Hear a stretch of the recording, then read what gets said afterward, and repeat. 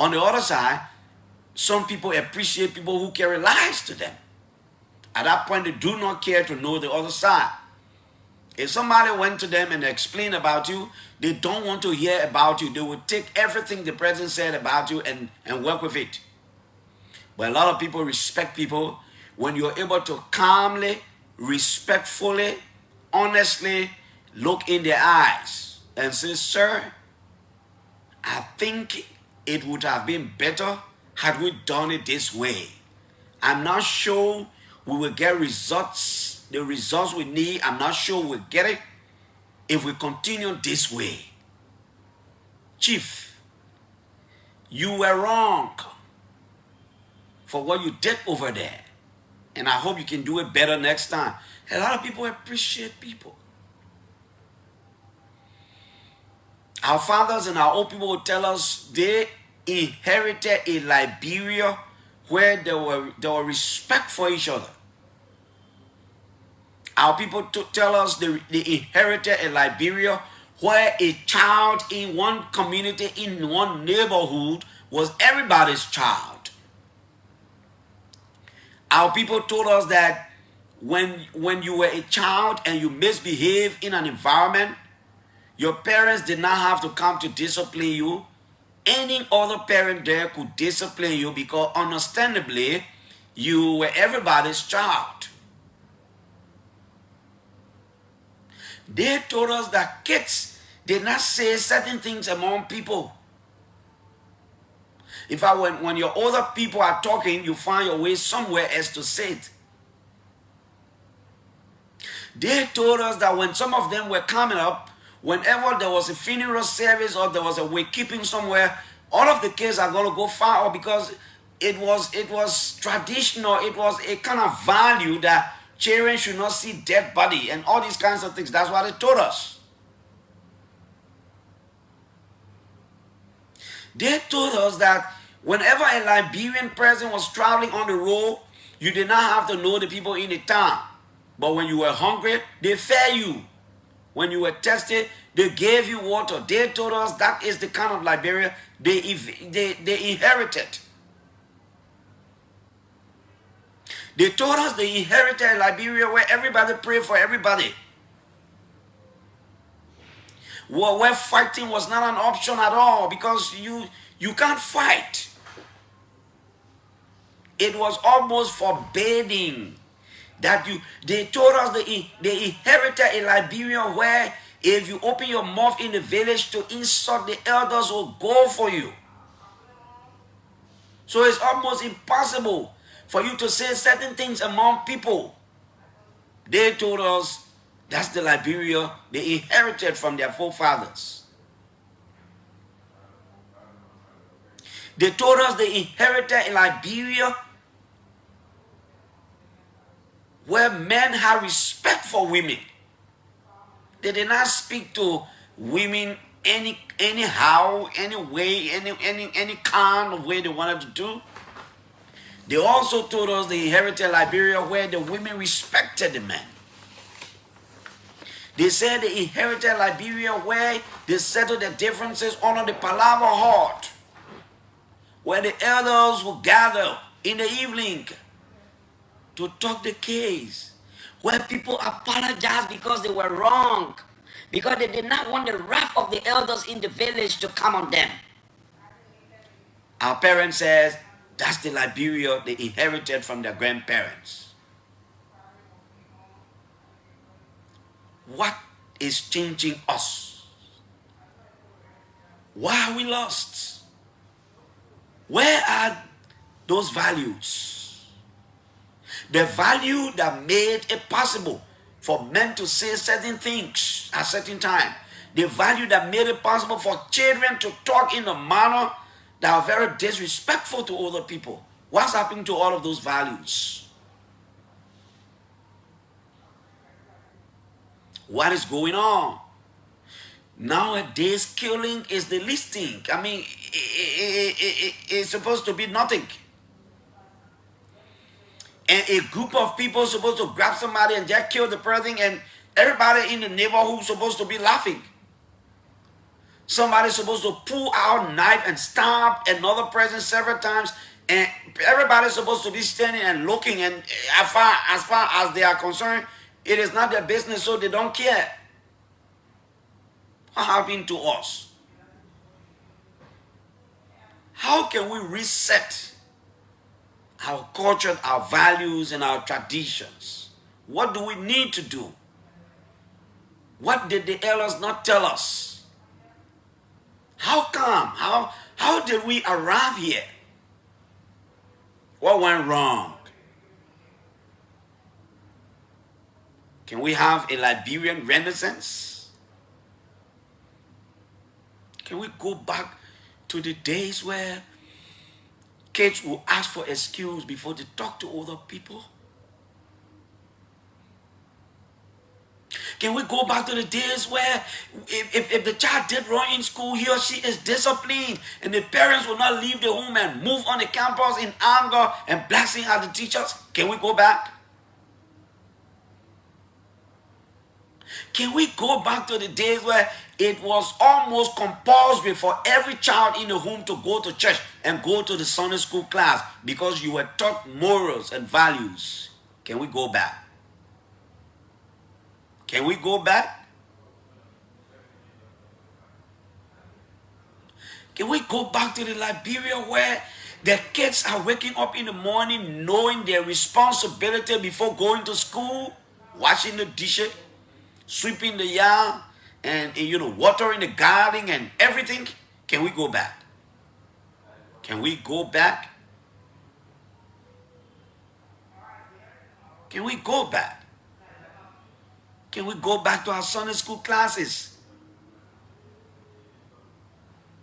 Can we go back to the Liberia where kids did not call people by their names? You were either an uncle or an auntie. Uncle, auntie, uncle, auntie.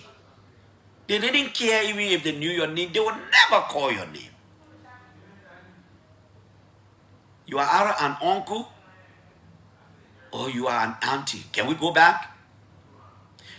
If we should go back, from where do we start? From the church? From the mosque? From our different places of worship? From where? From the home? How? Where do we start? Help me, let's talk about it. What's going on in the country? Look, are we still supposed to be giving excuses because we fought war? There are countries that fought war, they're better. They're way younger. They've restored their culture, their traditions, their disciplines. They restore everything. We are deepening ours. How do we reconcile? How can we reconcile the country? What should our president do? What should our leaders do to reconcile the country? Oh yes, everybody will not be laughing all over the streets. But we'll love each other again. Can we go back to the days where we would talk so much good about our country? When we are in and outside of the country?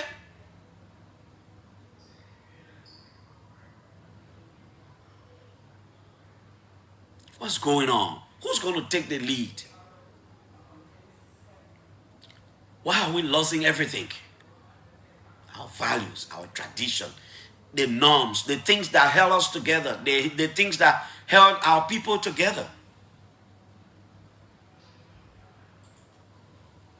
The things that held our people together. Can we go back? Can we go back? If we should go back,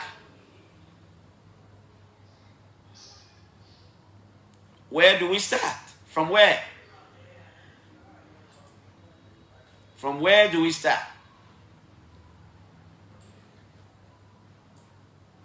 Can we go back?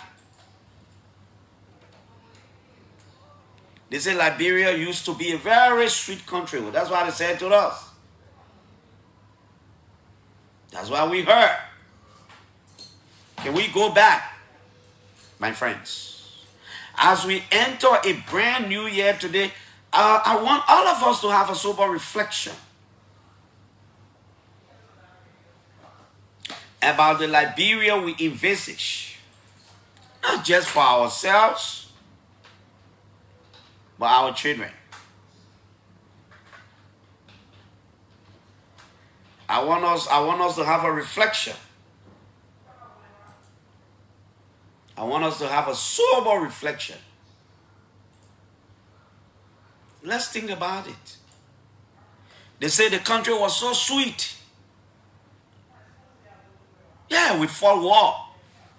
But should we still be giving excuses? After we've had a very good sensation of austerities here from 2003 up to now, like 22 years now, if I'm not mistaken, should we still be giving excuses? From where do we start to instill discipline in all of us, in our kids?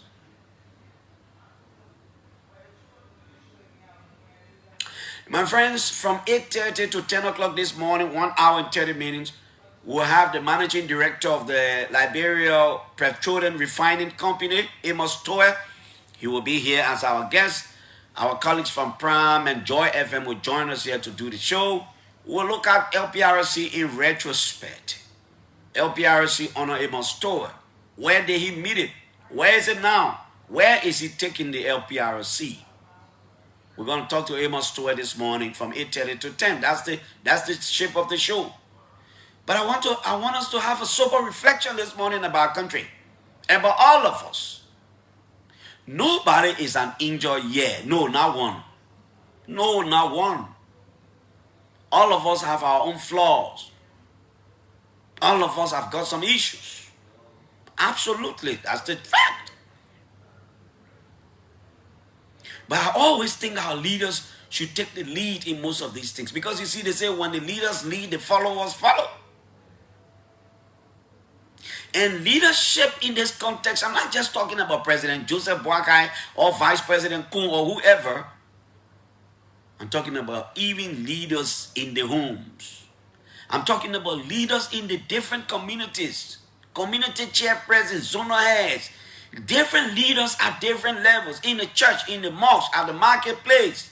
All of us have leadership somewhere. People disrespect people for no reason in the name of all kinds of things. People say things to people, all kinds of characterization of people. People insult people and they think it's supposed to be their right. When did we start all this? Look, let's continue to disagree with each other. If our government is not performing, let's disagree with the government. If the government is performing, let's praise the government. But my kind of thing is, we can do all that being civil, because it's civilized. It is the most civilized thing to do. Nobody is coming to come. Listen, the countries and institutions can dump all the billions of dollars here. If we cannot manage the resources, if all of us cannot take actions and take the lead in doing certain things, nobody's going to come here to develop this country. That is the reason why, as the time goes by, the government, everybody in charge, we must know that we have competing priorities in the country, but we must also be aware that there are just some basic social services the generality of our population will appreciate at a certain point. That is the reason why our leaders should do our national budget in a way that it is a representation of all of us. In a way that the least Omaway in Bokongile will feel the impact of the budget. Something will happen in Bokongile town that make her to believe that, yes, at least we have a government functioning. That is the essence of the budget. Listen. When there are employment opportunities in the country, when there are companies coming here, and people, fathers and the mothers and the wives and the husbands are able to go to work and put food on the table, then the government can be doing the rest of the thinking. When the government is opening our farm roads, where our planting, our banana and edo and potato and all these things are able to come to the market to be sold, our old man then will be able to get school fee to send the children to school. Then we're making progress. What kind of Liberia do you envisage? Not just for yourselves, but for our children. Can the Ministry of Education reset the button? Sit down and have a conversation with the stakeholders in education to ensure that not just everywhere in the country is called a school building, is called a school. Can we reset our educational button to ensure that to even open a kindergarten school in the country, you must have met certain basic requirements provided for by the Ministry of Education, and if you don't have them and you open the school, we shut it down because we want to ensure ethics and standards in our schools? Can we do that? Can we reset that button? That we will not just have universities and colleges there all over the country because we want to have universities and colleges over the country. That even if we have 4 or 5 universities and colleges in the country, they will be standard. They will be to the extent that if you graduated, you went anywhere around the world, you are able to make representation for what you say you know. Can we reset the button? Can we have a discussion that will not just build clinics and hospitals across the country, but that will be strategic in the decisions we're taking? Can we reset the button? That our trained doctors who have gotten educated from around the world and have come back home to work will be paid salary that are very encouraging, that will encourage other medical doctors working in other countries to run here for job? Can we reset the button for our health workers? Can we reset the button for our teachers? So that we pay them in a way that a lot of Liberians graduating from high school will want to go to teacher training institutions, will want to go to colleges and universities to re-education and become professional teachers because the profession is getting attractive. Can we reset the button? Let's look around us. Can we reset the button and have a conversation and sit around the table and say, you know what? Our police people, our men and women are the least paid around here. We need to do better. Let's pay them attractive and hold them responsible for everything they do. Can we reset the button and look at the salary structures of the civil servants to say, listen, somebody cannot be living way Pinsville and coming to work in town, and the money he or she is making per month, when the salary is deducted because they are not bosses to bring the person to work, the person would have made absolutely nothing. Can we sit around the table and have that conversation? Can we look at our soldiers, the men and women in arms, and say, look, they're not making money, they're not making anything. Can we let's look around the continent, let's look around the sub-region to say, let's pay them compared to their friends around other places, so that young men and women graduating from colleges and universities in the country will be so eager to be personnel of the armed forces of Liberia, so that young men and women graduating from high school want to become policemen and policewomen because the police force is attractive. Can we look at our labor sector a little bit to say, wait a minute. You know, we encourage foreigners. They are friends, they are brothers, they are our sisters. They too are human beings. That we Liberians are living in other countries, it means other people should come to our country and also live here. But can we look at our labor law a little bit and say, look, let's be honest about this thing and let the executive enforce this thing. If we say there are certain jobs that are supposed to be only for Liberians, we must ensure that only Liberians benefit those jobs. Can we reset the button in the labor sector? So that when companies come to the country and laws are passed and these companies are working in the various communities, and we say after 1-2 years, Liberians should take managerial position in this company, we will mean business and nobody will take phone and call and what everybody's supposed to. Can we reset the button to ensure that what 10 persons supposed to benefit from do not go to one person? Can we reset the button? Let me take this song this morning uninterruptedly, and I'm doing this for you to have a sober reflection. And then later on, I'll open the telephone lines and you tell me what kind of Liberia you need. What has gone wrong? Why have we lost all of our values, our morals? The values that told us to respect our own people and not to cast expression on them. Let's take a break. We'll be right back. My name is Piso. hotlpr.com.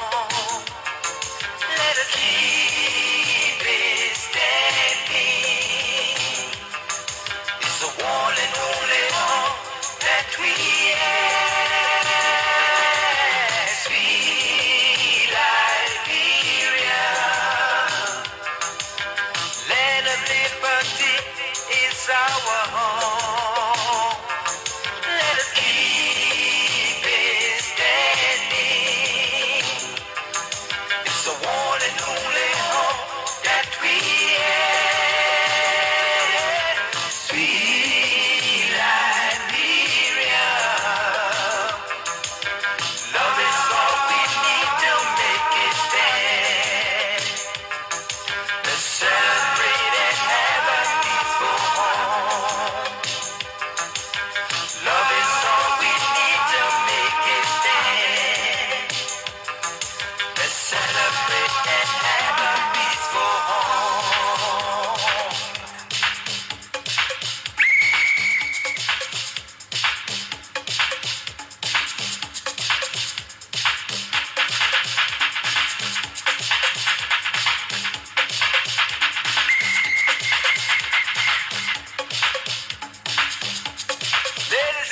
gentlemen, Zach and Jiba will now dedicate this song to the Liberian people. After a period of 133 years of one-party system, it is time that the Liberian people will vote and choose their own leader. So let us all celebrate a peaceful election for unity and prosperity. Yeah! Ooh la la!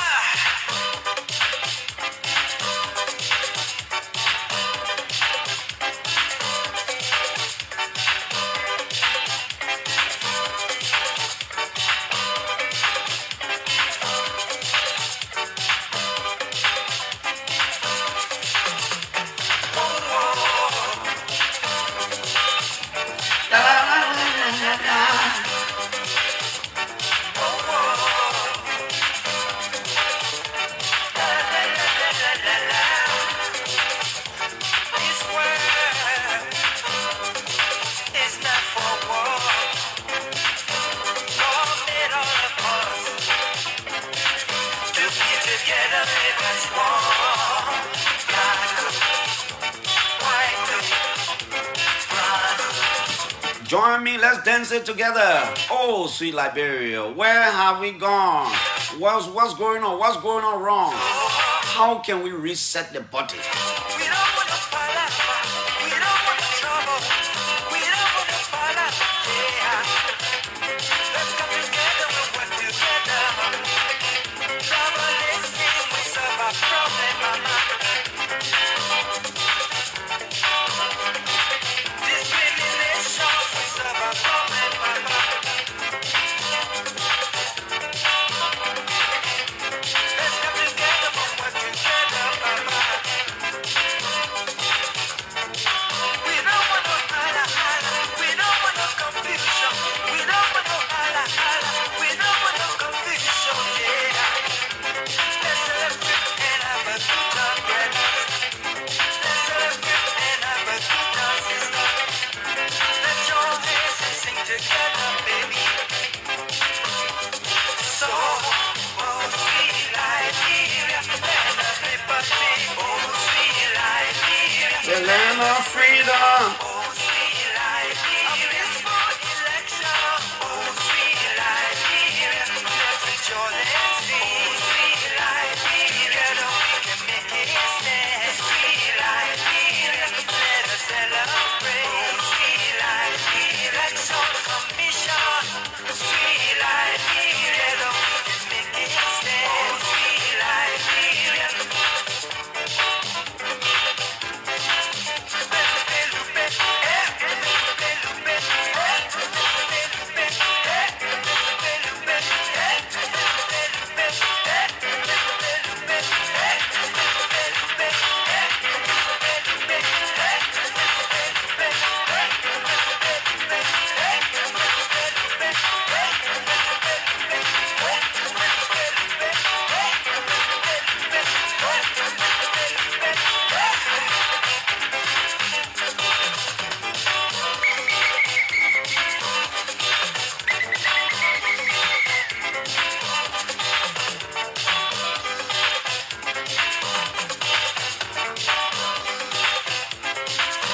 You know, Dr. Larry Brookler will talk about the weak consciousness of the country. So not individualism, but the weak consciousness. Oh, Liberia, the sweet land of liberty. Let's come together and work together, baby. Trouble is when we solve our problem, mama. This glorious land of liberty, Papa. our heritage and our pride. We don't want no holla, What is happening to our country? confusion. We don't want no holla, holla. We don't want no confusion, yeah. Let's celebrate and have a good time, brother. Let's celebrate and have a good time, sister. Let's join hands and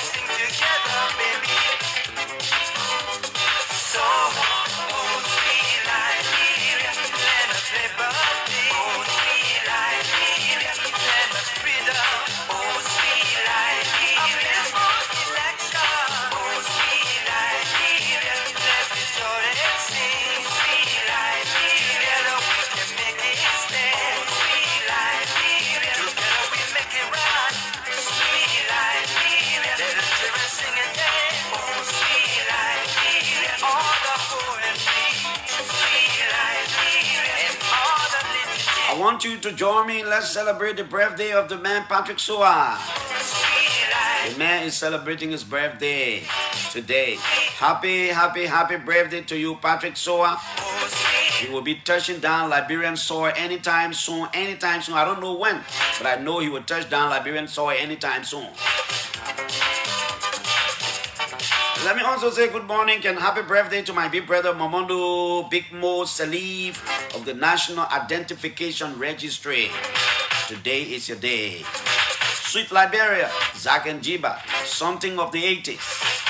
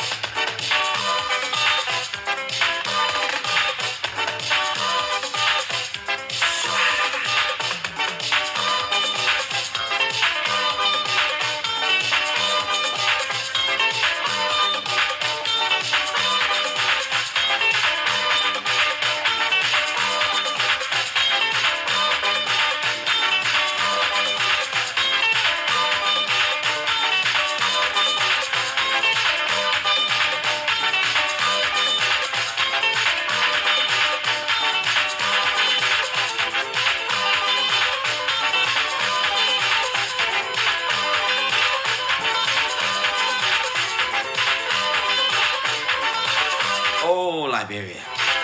I will make a few calls before I generally open the line for your contribution. From where do we start? Where are we? Have we lost everything now? Can we reset the button? Can we restore some things?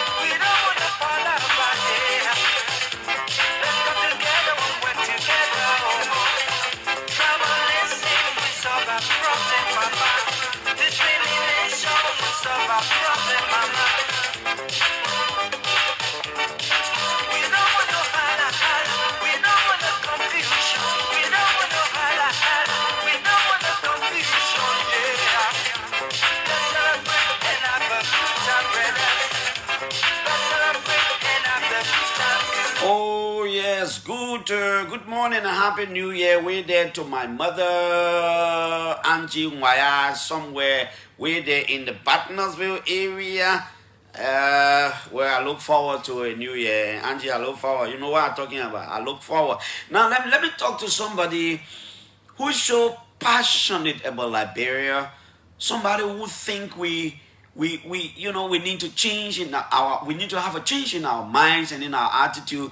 Somebody who's committed a very significant portion of his time to building a consciousness in the country that will ensure that we can reset the button. Let me talk to Reverend Counselor Dr. Larry Brooklyn this morning, and I'll talk to my friend Sylvester Pee Wee Kovau from the US and others, and we open the telephone lines. Let's have a conversation. Let's talk the Liberian talk this morning. Dr. Brooklyn, good morning. Clarence, good morning to you, and good morning to all my mothers and fathers, sisters and brothers. I want to wish all of you, all of us, a joyous new year, a year filled with all of God's choices. Blessings to our president, our vice president, our speaker, our chief justice, and to all of our people, to our former president, Ellen Johnson Sirleaf, and George Minor Weah and their families. Clarence, it's a lovely day, and I'm grateful to God for this day, and I welcome all of us to 2025. What is the feeling like, Dad? You've waken up this morning to what? What have you been doing this morning? I mean, as a matter of fact, today is the first day in the year, and when we were kids coming up, sometimes our older brothers made us to believe that whatever you start doing the first day, you will do it continuously during the year, or whatever you did the last day, you will leave it, and all these kinds of things. What have you been doing this morning? Well, I started with my morning meditation. Prayers for our family, prayers for our world in the war-torn areas, Sudan and other places, Gaza. Our prayers were dedicated to that, and then Liberia and the surrounding regions. We pray this morning so that God will be merciful and that God will structure us in a way that we will embrace the we consciousness across the world. And of course, our prayers are for our country, our president, and all of our people in authority. Clarence, this is anticipatory joy. The joy that comes when we believe that the creator of the universe is with us, that we will commit and recommit ourselves to doing those things that will seek change and transformation. On yesterday evening, we did the Changing Minds and Changing Attitudes program at the LPRC, and we talk about resolutions that will positively impact, one, ourselves, impacting ourselves in a way that we renew our vow within us to do unto others as we have them do unto us. Secondly, resolution that will positively impact our family and our neighbors. And then finally, resolutions that will impact our nation and its growth and development. So we've reached with this anticipatory joy, seeking this newness of thought process so that in 2025 we can move beyond those things that kept us on the left side of 2024 and be able to build Liberia, as the president said, think Liberia and love Liberia by loving Liberians. Except that you are sounding as if you exercised this morning. Yes. I took my exercise from my house. You know, I live in the Bethesda area, and so I ran all the way to Doison, near the EBK, and then came back. And so I had just entered my compound when you sent me the message. But you know, I seized every moment to talk to the great Clarence Jackson and Julius Jay. And so I'm in my yard. It's lovely. The breeze is blowing. The coconut leaves are shaking. And the grace of God is in abundance. I know, Dr. Brooklyn. And you know, this morning I was trying to talk to all of us. I'm trying to talk to all of us. You know, I've said that all of us are not perfect. We may have our own flaws. We are not angels.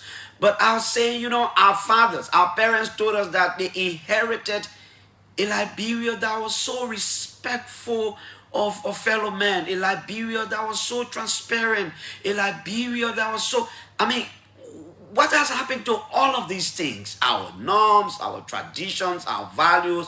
Dr. Brooklyn, let's not stop talking these things. Do we need to reset the Liberian button? Absolutely. All of those, and I am a child of the 70s, and growing up in the early 80s, where I entered my teenage years. But I was also blessed with that kind of consciousness growing up in Upper Buchanan, where values and norms, was not obligatory to oneself, but it transcended individualistic attitudes. It reached out, and people kept a sense of integrity and holding on to their name in a way that it will bring pride and joy. What has happened is that much of that kind of ethical thinking has now been swallowed up in individualism, in thinking that I must just push for me and me alone. And when that happens, we live in a cocoon. But you see, you can't live positively in a cocoon. You have to transcend the cocoon and live in the world where we embrace and embody this whole idea of we consciousness. Look, I'm optimistic about Liberia. I'm not pessimistically optimistic. I am really optimistic. That's why you, others, we can't give up on pushing this message. Last night, I had a wonderful time on the LBC. I got calls from almost every county in Liberia. And the message that came was, Dr. Bropley, maybe you think it is not resonating. It is. Some of us are changing our mindset. Some of us are embracing the we consciousness. Clarence, we will never get a perfect Liberia. Never a perfect union. But we can get an understanding where we embrace each other, where we seek this consciousness, where we don't step on and over everybody because we want to be the star. God chooses the star. And if we live in community in a way that it enhances the ability of other people to find their niche, we can build this new Liberia. I am optimistic about it. I don't really think about what people may do to me or say about me.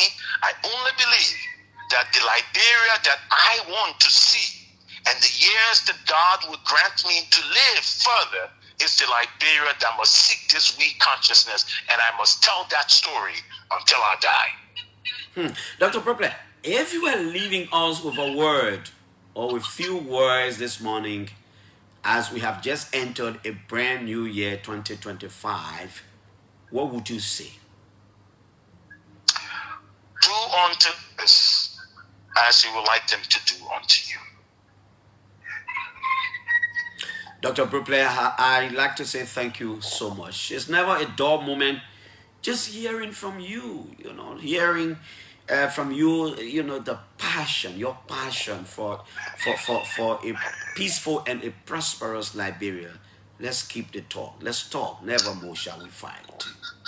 Thank you, Clarence, and thank you for your gifts and abilities and your staying power. May your family and all those who reach out to you find all of the best that God has to offer.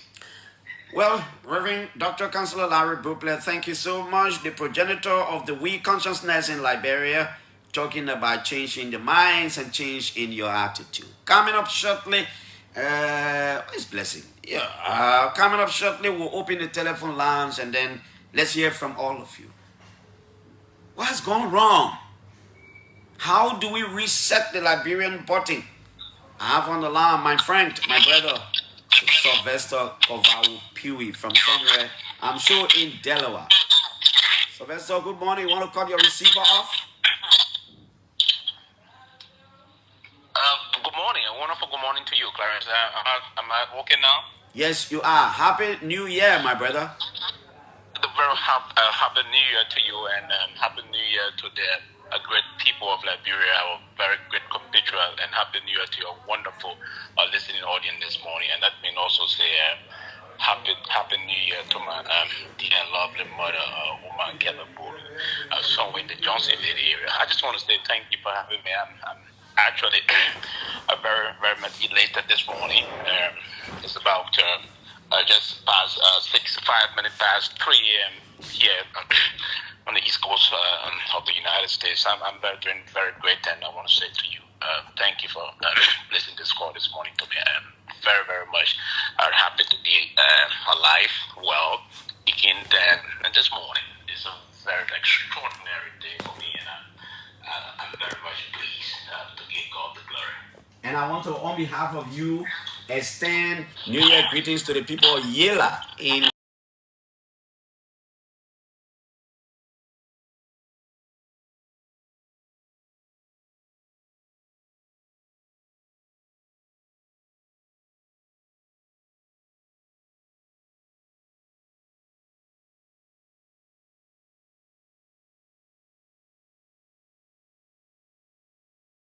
We hope that we pray God with God and protecting us.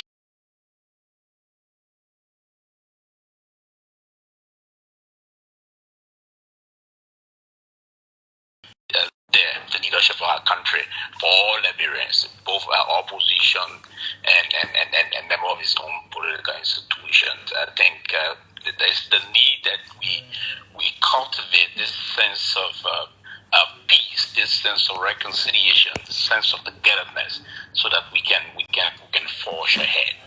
Liberia is the only country. I listened to the Reverend, but the prospect of changing my attitude. I'm one of those that always listen to him. I think he's extraordinarily great in doing those things, and we want to continue this process, Clarence. Collectively, we can move this country forward, and that's part of the reason why the new progressive movement moving forward is going to begin the process about trying to change our mindset about this mob action in our country. It is a growing concern. I witnessed this young man being inhumiliated. These two young men being tortured to death by several young men in our country. It was terrible. And this is about time that we begin the process of being loud. We need to amplify our tone across the 15 political subdivisions of our country. It's time that we love one another. We should stop desecrating the land. This is not a good thing. What it does to the country is we have to do those kind of counterproductive things. Everything that will be counterproductive to the forward march of that country should be condemned. We will have to collectively begin the process of doing that. We cannot sit. So I'm trying to move in, and we'll come to the car. We'll go back to Banga where we met. I don't know if we still have that. Yeah, we do. We do have that. We're gonna go back. I'm gonna extend it across the country. Mob action. We have to stop it. It's not a good thing for us. We, the people, we have to allow the rule of law to take control of the system, and also we will call on the police. That's one of the things I was saying recently. The police will have to now move. The killing of these men, two men, 2 days ago, was on a live camera. Live. Now I thought the police will have moved to set precedent that we discourage would-be troublemaker on those that were involved into this kind of chaotic and dangerous situation. I mean, it's dangerous. It is very dangerous that we have to discontinue or disengage this kind of a method that we engage our fellow men. No, you know, Sylvester, I sat this morning and I was talking about resetting the Liberian button in my words. Lack of respect for older people. The way the rhetoric from the politicians, the way they talk what they talk, their followers, all kinds of characterization of people. The country is tense. No more respect. We are losing on our values, our tradition, our norms. Sylvester, where do you think we can start? Absolutely, Clarence. The country is extraordinarily tense. It is about time that we all collectively cool off. And by doing this is to try to reset the button, as you correctly stated. And the way we can do this is respect for one another. The way we can be, the respect should be mutual, right? I think if we engage into those kind of a tendencies in terms of the respect for the human dignity, and it is very paramount in moving forward. And that's one of the things we need to begin to spread across the country. We will have to start this process about engaging our fellow men to say, hey, respect is cardinal, and the respect is part of the process of beginning to adhere to the process about. I agree we have to democratize our thought process on the basis about how we can project a positive image about the country. That is very paramount. It's important. How can we go about doing those things? Is to respect our fellow men. You don't have to have this government title or that chieftaincy title in the village to be a person that someone should respect. We have to do that. And before, as you stated, when I was coming up, I've never even went to a keeping program when I was a little boy coming up in Sufa, Ghana there. I didn't do that when there was a situation I was looking. I didn't see those things when I was coming up on a serious note. Things started to change immediately when we had this very cataclysmic civil crisis in our country. It changed the mindset, our thought processes, and the rest of that. I mean, it is going to the level that if care is not taken, they're going to push our society into a serious chaos. Look at what happened on the second junction. Look, it's been happening in other part of the country. It is the new normal in our country. We have to move swiftly to discourage this process. And I think part of this is the leadership of our country can play a very pivotal role in it. The leadership the justice system will also have. And that's the part of the process, Clarence. We've to ensure that we should not be selected in applying the rule of law or the justice system. If part of this, the problem here is folks believe that the justice system is not reliable, it's not trusted. No, but that is not a recipe, or that is not a way to try to mitigate by you saying taking the laws into your hands. So I mean, I'm going to personally be engaged. I'm trying to raise a lot of some fund to engage with palaver on discussion across the country. Talk to the people and say, hey, what's the problem? There's a different way we can do things. Now, what if we just carry on a very respectable citizen arrest and present the person to the police? That's another way we can help in the process of a rule of law. I mean, if you believe the police is not acting, if you see that this potential criminal, or the person, you believe the person may have committed something allegedly, we can engage the process in a more non-violent way in trying to solve this problem, but to go the way and that's one of the reasons when we see the State Department report, the U.S. Human Rights report on Liberia, we say, oh, the U.S. government is saying this, but no, they are saying everything the report is saying is absolutely correct. The situation, that report is out this year in the Human Rights report about Liberia, that there's no justice system, and they're trying to raise the trial alert line to a certain level that Monrovia or certain part of Liberia is now safe. We say the American people of U.S. It is absolutely correct. It is correct. No one will want to see that video and want to move into our country and say because the country is lawless. So, I think, listen, and we will engage this thing. We have to be very proactive in trying to push this process forward. And the leadership of our country, and that's what I mean, commend Reverend Boblet again on this one. They changed his mind, changed his attitude. He started years back. I mean, he's been doing some very positive thing. And he said, he sounded just now, folks are more or less very positive about the forward march of the country. They're expressing some level of positivity in terms of how they believe we can catapult our country moving forward. It is an important venture we can do, Clarence, and I hope we all will do this collectively together to see that the country move forward. But let me wish you a very wonderful New Year, Mr. Jackson, and I hope that the President of the Republic of Liberia and his government, I want to also wish everybody in our country a very wonderful Mr. Sylvester Peewee. Thank you ever so much. That's Sylvester Peewee there from Delaware in the U.S. He's the head of the new progressive movement of Liberia. He says, I'll reach far. I got to come on the ground. He's interested in conscientizing the minds of Liberians to disengage, to discourage, to disallow mob violence situation in the various communities that is so much taking over in most of the places. This is the OK Morning Rush. It's on 99.5 from OKFM in Liberia's capital here, Monrovia. We need to reset the Liberian button. The lines are now open. You can call us on 0777 700-995, 0555-995-995, 0770 7092617. You can call us. Let's talk about it. 8:30 LPRC Managing Director Amos Toer is coming here as our guest. Let's reset the Liberian body. Good morning. Good morning, Clarence. Good morning, sir. Merry Christmas and Happy New Year to you. Thank you, sir.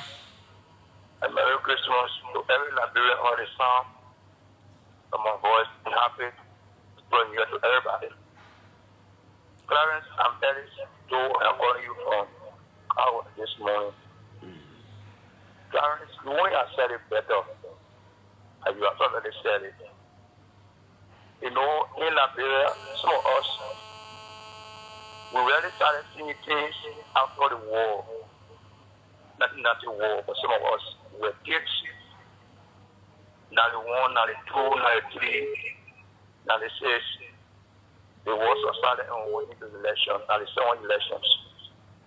And some of us, like you said, I can still remember some things where you see others sitting. You are not even allowed to pass to where they are sitting. You use the other way around. Or if you are passing to where they're sitting, you let your back to them and pass. Second, I can still remember, Clarence, during those days, if you were, for example, beaten by an elder in the society, in the community, and your mom or your dad come home, you go and lodge the complaint of that elder. But you will not lodge the complaint in the first place. Your mouth, Even when they hear you say that, you say nobody beat me. Sure. But you know, if you have lodged a complaint of that elder, you know the repercussion of what will come. So, Clarence, you have said it, and we all need to buy this. And make sure things that we're doing before we do it. Okay, my brother. Resetting the Liberian botting. Where do we start? We are losing up on our norms, our values, our tradition. No more respect for people. Councillor Tewan Gonglo is the broom man. Somebody who himself is so passionate about peace, tranquility in Liberia, but he thinks it cannot be done without a very impartial justice system. Why have we lost all of our respect, our tradition, and our norms? Councillor Tewan Gonglo is on this line. Councillor Gonglo, good morning. Happy, prosperous New Year. Yeah, and I wish you and your family better health, stronger body, and happier life for the year. You signing like all of the Liberian people. You signing like you are taking your, or you've entered your regular push-ups in the morning. I just finished the exercise. I'm trying to catch my breath. I was trying to catch my breath when you called. Have you extended it beyond 150 push-ups now? I did 250 this morning. Wow, yeah. Councillor Gonglo, you are getting younger, man. Where all the energy coming from? Well, practice makes perfect. Yeah. The doctors always tell us to exercise and drink a lot of water. So I do those two every day. I was talking to Councillor Brooklyn and others. I was just looking at a new Liberia. I was asking myself a lot of questions, Councillor Gonglo. Why are we not respecting people the way you people did probably when you were coming up? Where are we? Why have we lost our norms, our culture, our values, our tradition? How can we reset the Liberian botting? Leadership by example. Those of us who are older should be speaking to each other in a respectable manner, in a dignified way. We should preserve the culture. The children learn from the older people. But we are not doing that. Frankly, we cannot blame it on the young people alone. We are not setting good examples. Young people, when you enter a town, if you want to know how the people in the town behave, listen to the conversation of the young people. I remember back in 2004, the only thing I used to hear in this town from young children was, you play with me, I would jeopardize you, I would tap you. That's what I saw people who are older than they were doing. I mean, these are 5, 6-year-old children. And we are not following culture. We are not following rules, the laws, and all of that. For example, in my own country, our senator died, and minutes after he died, everybody was talking about who would replace him. Totally against the culture of all of the ethnic groups in Nimba. When somebody dies, the person is buried before people can hold a meeting and say, what next? Who replaces this quarter chief? Who is our daughter staying with? Koteko too. Many people will say. Yeah. The Giopo will say, Koteko too. But that discussion does not precede the burial. It is only after the burial. So we are showing that type of bad example to the young people. Everybody talking about some people campaigning already, they are on the Facebook and all of that. That is not our culture. And I believe it's not the culture of all the Liberian ethnic groups. But from where do we start this national consciousness? From where do we start resetting this Liberian voting that will ensure that our children and the people after them will once more inherit a Liberia that people used to see in the 60s and in the 70s and in the 50s?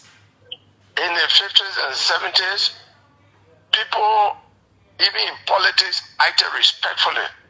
Maybe you didn't see it growing up, but when I was growing up, township election, parliamentary election, township election used to be conducted by people standing in line. And people would see their own friends, their own family members, people who are there help people, standing in other people's lines. And after that, the next day they will go to a club meeting, they will go to the palm tree, and they will drink palm, they will not fight each other. So this day, when voting is by secret ballot, some people don't speak to each other. Some people, attack each other physically. They do all kinds of things. And the young people are learning that that's the way for people to conduct themselves. Opposition is now enmity. Just disagreeing with somebody is a ground for people keeping speech and all of that. So that is an issue that we have to.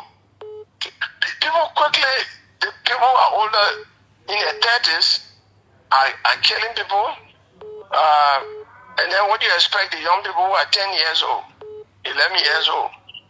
What do you expect? So we have to set the example. Seeing is believing. Saying is not believing. Seeing is believing. And doing is even more believable than even seeing. So we all have to be setting examples. Councillor Gonklo, thank you so much. Happy New Year. Have a great day. Have the rest of your day in very good celebration. Thank you. And thank you very much. Keep truth checking, making sure that our national discourse is conducted in a civil manner. I like the way every time you cut people up who want to be insulting and use vulgar language, because that's a way to stop teaching the young people, wrong behavior. So you are already making a contribution in that respect. Thank you, Councillor Gonklo. Councillor Tiawan say Gonklo there on the line. Let's talk to a few Liberians. By the time the managing director arrives, we'll cut it off and then we'll go straight to him. Good morning. Good morning. Resetting the Liberian bottom, my friend. Where do we start? Call your name and let's hear you. Yeah, firstly, thank you. Thank you very much for your talking point. My name is Thomas F. Joseph, calling from Johnsonville, Baletan District number 2. Compliment of the season, Mr. Jackson. Many happy returns. Yeah. You one of the journalists that believe in your country that you carry on your journalism that in a red track. What are the positive, the negative? If the government doing wrong, you come out and say it. If they are doing good, you always come and say it. You preach it in a way that the good thing they are doing, they on the red track. If they are doing the wrong thing, you always say it. I let your journalism, I let how you really contribute to the country. I let the way you carry your message. I appreciate you a lot, Mr. Jackson. Okay, If you are saying, what can we do to really reset Liberian culture? For me, I was talking, when I was coming up, it used to be that when it was even my someone in the community or neighbor do something to me, that sometimes when they are having to do something, sometimes they beat on me. They were having to go to my parents and lay complaint. The very first thing they will do, they will not even ask, but what you did before they can beat you, that person will beat you, especially the elderly person you go lay complaint. They will hold you there and even lie to you. You not even sort of make any war to that elder person. But this day, it will be hard to come back to that age because the whole world have opened to everybody. Yes, the sometimes we look on the internet, we see some Baba dinner. Sometimes we look on the net, we see things that we're not supposed to see, the Ghana supposed to see. Yeah. All the things are supposed to be able to come back to that age. It will be hard. It will be hard. Because What you think? Okay, my brother. Thank you. Let me take my final caller because our guest is already here. Let me take at least let's hear a woman's voice. Let's hear Bond County District 6 Representative, my own sister Moima Briggs Menza. Representative Menza, good morning. Resetting the Liberian bottom. Where do we start? Clarence, when I listened to you this morning, you were just speaking my heart. Good morning to our great listeners. We're just grateful that we can see 2025. And I think what you've seen is important, that this button be reset in this year. I think resetting it, we have to start being greedy as officials of government. We have to stop being personal with issues, only thinking about ourselves, what we benefit of, and be nationalistic. Think about Liberia, love Liberia, think how best we can have Liberia built. And that is the kind of mentality I prayed, and I prayed last night for God to bring me into the new year for. Because when we are nationalistic and making Liberia business our business, making a woman in a village into my polo business, my business, the lecture in Yanopore sitting on the ground of business be my business, then we're going to be better in Liberia. The pregnant woman that stayed, the towing people in Hammer, bringing them, when it becomes our business, everybody will get involved. And that is why it cracked my heart. When leaders that Liberian people are supposed to hold accountable, when we are misbehaving, then they become to turn the cherry squad for us. It hurt me so much. Instead of putting us on the spot and making sure the right thing be done. My sister, Happy New Year, man. Where are you? I came with the last night. You know, I lost my brother. Molly Briggs, you know him very well from Bible. I knew Morris very well. Yes, I knew I wanted to reach out to you for two things: for the death of Molly and your mother-in-law.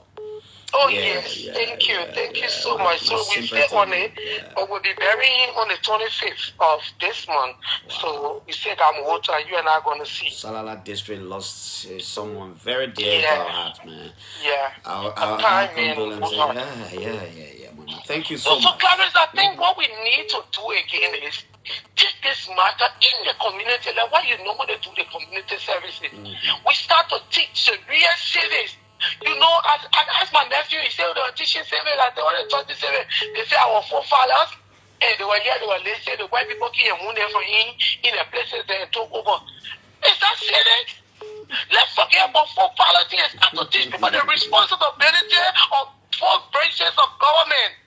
What they need to do for the people. Why is it that we as legislators not asking for budget performance reports, but we basically passing budget when we increase certain institutions and we're not asking them how they use the money? We're not holding them accountable. What is it, the executive? They're not going and say these lines that in the budget must be used for the intended purpose. Let's teach the people of government and the running of government. Then they will know that when we bring forward justice to them, when we bring rights to them to campaign time, they will not pay attention to it. They will know that our calling of responsibility should be done. Moima, thank you so much. Happy New Year. Celebrate well. Many happy return, Clarence. I'm just grateful for you. Thank Take you. care. Thank you. Bye-bye. Moima Briggs Menza is from Bong. The man bearing the Amos Store name is here. We'll start just in a jiffy. Our colleagues will join us from Prime and George. And some of our colleagues are already here doing the online.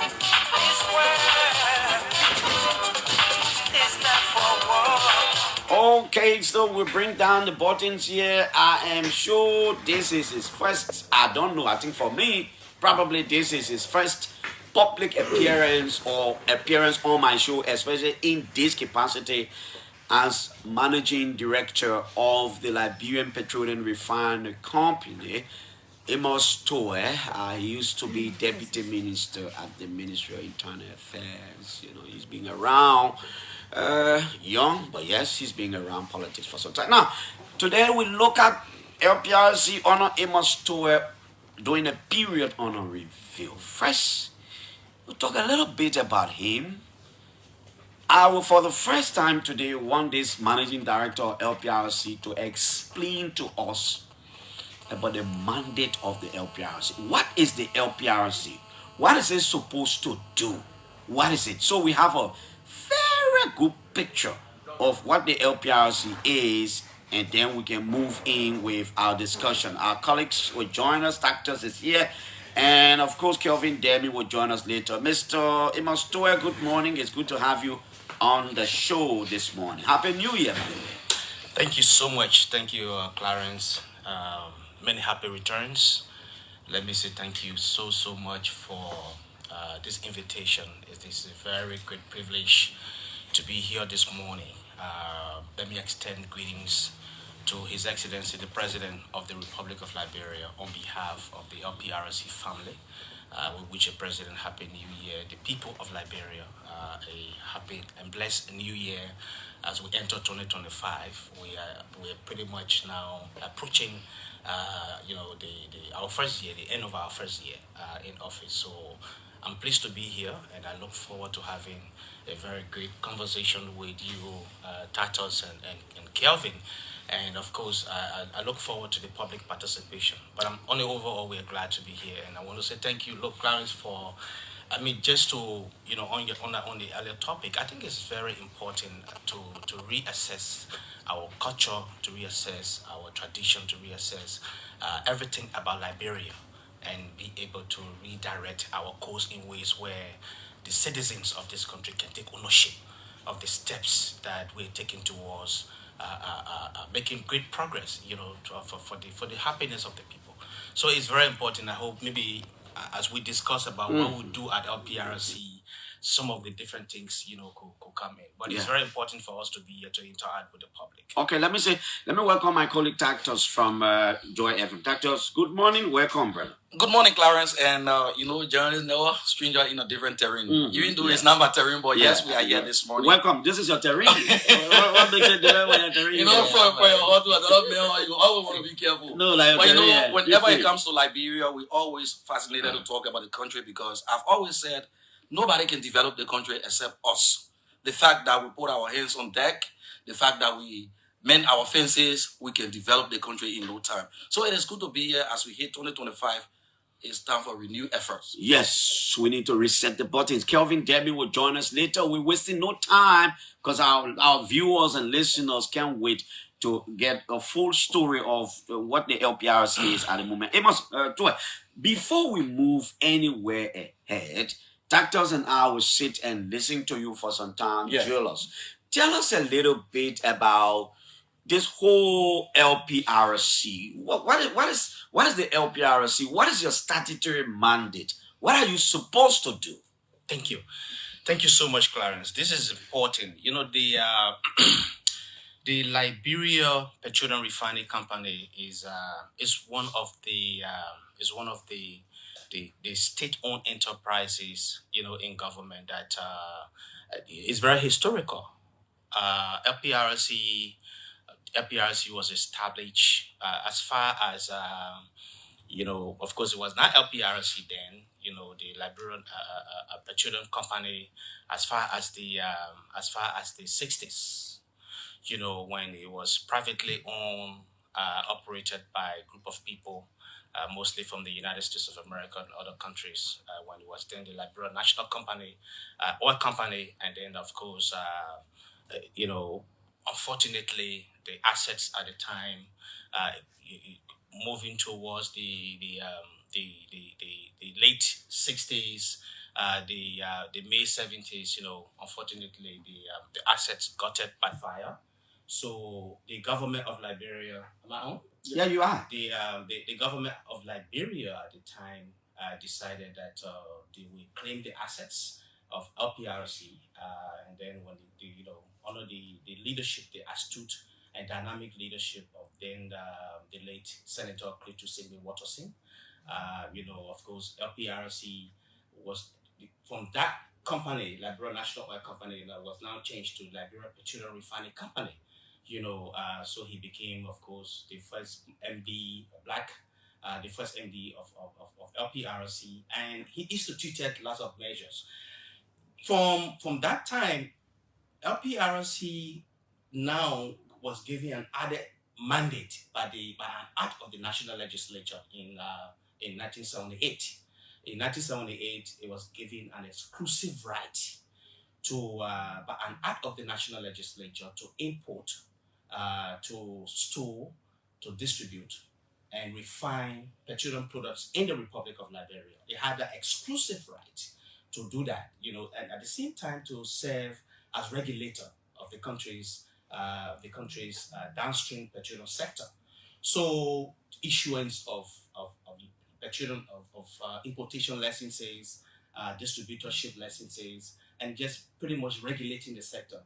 At the same time, making sure that the core functions or responsibilities of importing, of storing, commercializing, and refining, they're executed. Unfortunately, LPRC, when the refinery got gutted by fire and LPRC relocated, we've just pretty much been in the business of receiving refined petroleum products and storing it. And I know down the line in history, one of the former managing directors even considered LPRC to be a glorified gas station. So pretty much that's what LPRC is doing, bulk storage. And that's where we get our fees from, trying to regulate the sector. So that's in a nutshell, is our core functions, our statutory mandate, and maybe when we came and assess LPRC as a new government, you want us to start with that, So Well, yeah. I just wanted you to talk about the mandate a little bit, and then we can transition into the LPRC you inherited. Definitely, Yeah, then we can move on. So that's our core mandate. That's what we do. We regulate the downstream petroleum sector, issue importation licenses, of course, distributorship licenses, regulate the players in the sector. Of course, right now we have 2 private terminal owners, and there's going to be maybe another 3, as a matter of fact, private terminal owners, and there's going to be probably another one. So in the midst of that, LPRC concerning part of its statutory mandates to other players in the sector by issuing importation licenses to bring in bulk petroleum products. You understand? And then the store in our tanks, in private tanks. So we regulate, the flow. We regulate the entire market. We work with the Ministry of Commerce, that of course has statutory mandate on pricing.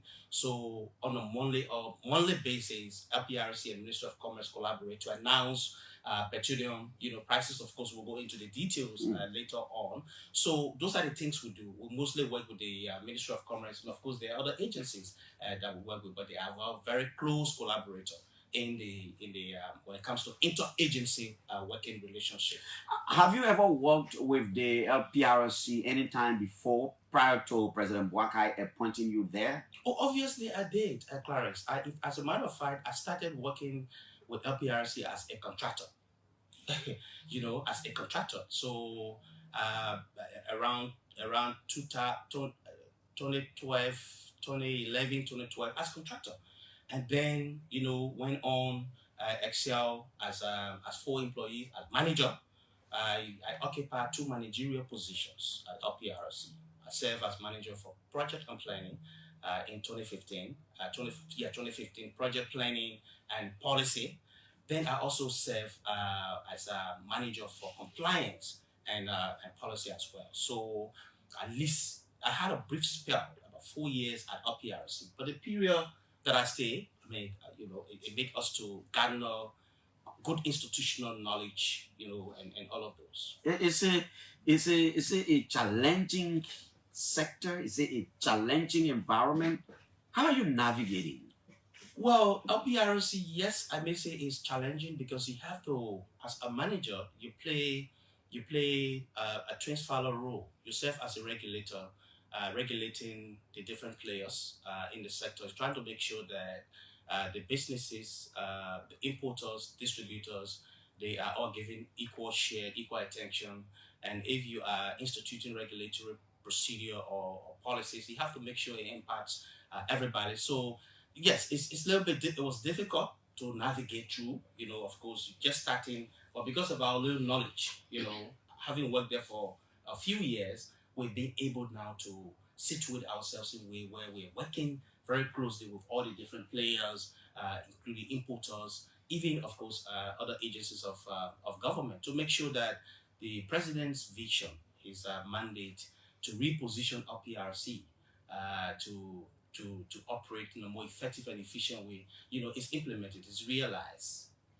Just you want to come in? Yeah, it was. You took over the LPRC, and I want to know what kind of LPRC you took over. I mean, 11 months into your workings. Let's get to understand what type of LPRC you took over. Well, so LPRC, when we took over, of course, like every institutions, other institutions, after a heated political process, most of the state institutions, employees will get demoralized because some of them are afraid that the new government may effect change, may change them, may demote them or do other things. So people obviously will get weary that after the election, oh yeah, the other partisans are coming to take over and all of. So we met an LPRC with a little bit of demoralized employees, low productivity, Then we also, based on the mandate of the president, we assess the storage capacity of LPRC to understand what the storage capacity of the institution is. And, we try to analyze the demands from importers on importing volumes of products. How can we, meet up with the demands of. So when we conducted the assessment, we thought that it was important for us to concentrate on increasing the storage capacity of LPRC. You understand? Of course, there are a couple of other things that we did initial assessments on, including even the in-house capacity of the entity, so that we begin leading, as consistent with the mandate of the president. We needed to do all of those. So as one of the state-owned enterprises of government, we thought it was important to fulfill the mandate of the president when it comes to making sure that we ensure fuel security in the country. Not only that, but there have been a problem of petroleum shortage in the republic. I think there's a history in 2019, 2020, and all of those. So the president gave us a direct mandate that, look, you go to LPRC, we don't want to hear these things. Okay, so we set out working with our colleagues, my two deputies, and the rest of the managers and so on, to begin implementing the mandate and vision of the president. Of course, for example, what we made, in order for us to increase LPRC storage capacity, fortunately, we made a loan instrument on the book. We made a loan, pretty much negotiated, but of course, consistent with the public financial management law. The debt management committee needed to affix its signature or give its approval to the contraction of a loan, to contracting a loan. So that process did not happen. When we came, we made the loan. We thought it was important to renegotiate. We renegotiated that loan, and first thing, it was only intended to construct 17,000 cubic meter of petroleum terminal storage, you understand, for PMS. So we thought it was important to, while we were under obligation, a little bit of under obligations, because there were already some instruments signed by the previous management. So that placed us under obligation. But we needed to review and possibly discuss with the contractors and even the facility provider, EcoBank, to see how we, in our renegotiation, we can seek to reduce interest rates. You understand? At the same time, to see whether we could add another infrastructure. Was that achievable? Yes, of course. And thankfully, when we renegotiated with the contractors, first and foremost, Luton, we told them, look, yes, we are willing, we're prepared. This is consistent with the vision of the president. We want to implement the construction of this storage terminal, but we think that something has to be added to it. So we renegotiated and successfully added the construction of a petroleum testing laboratory. You understand? At no additional cost to the government of Liberia. If you're constructing based on country specification or requirements, the construction of a laboratory, petroleum laboratory, will cost anywhere around 1 million, 1.2 million or so, depending on country's requirement. But this one we renegotiated, I think, at the cost of around 600,000 to 700,000. But at LPRC or the government of Liberia did not pay any additional money. It was part of the loan that was already contracted. You understand? So at no additional cost to the government of Liberia. Also, we renegotiated the loan facility with EcoBank, and we told them, look, we want to continue the loan, but we believe the interest rate is on the high side. So I think it was around 11% or 10%. We reduce that to 8% to 9% interest rate, which make us to save almost around 450,000 United States dollars. You understand? So we, as we speak, there is an ongoing construction of that 17,000 cubic meter petroleum tank, and then of course the laboratory. Maybe one of these days, as we enter the new year, we'll take you on a tour, a guided tour. Take the journalists on, and I want to use this occasion to invite you all to LPRC, go and see what we're doing there. You understand? So that's part of it. Then the second thing, what we also did after we assessed, we thought that you cannot come and see a pretty much demoralized employee and don't do something about it. So we set out to begin encouraging them. First, we had to see what are the different instruments, that talk about employee management relationship. We had the collective bargaining agreement.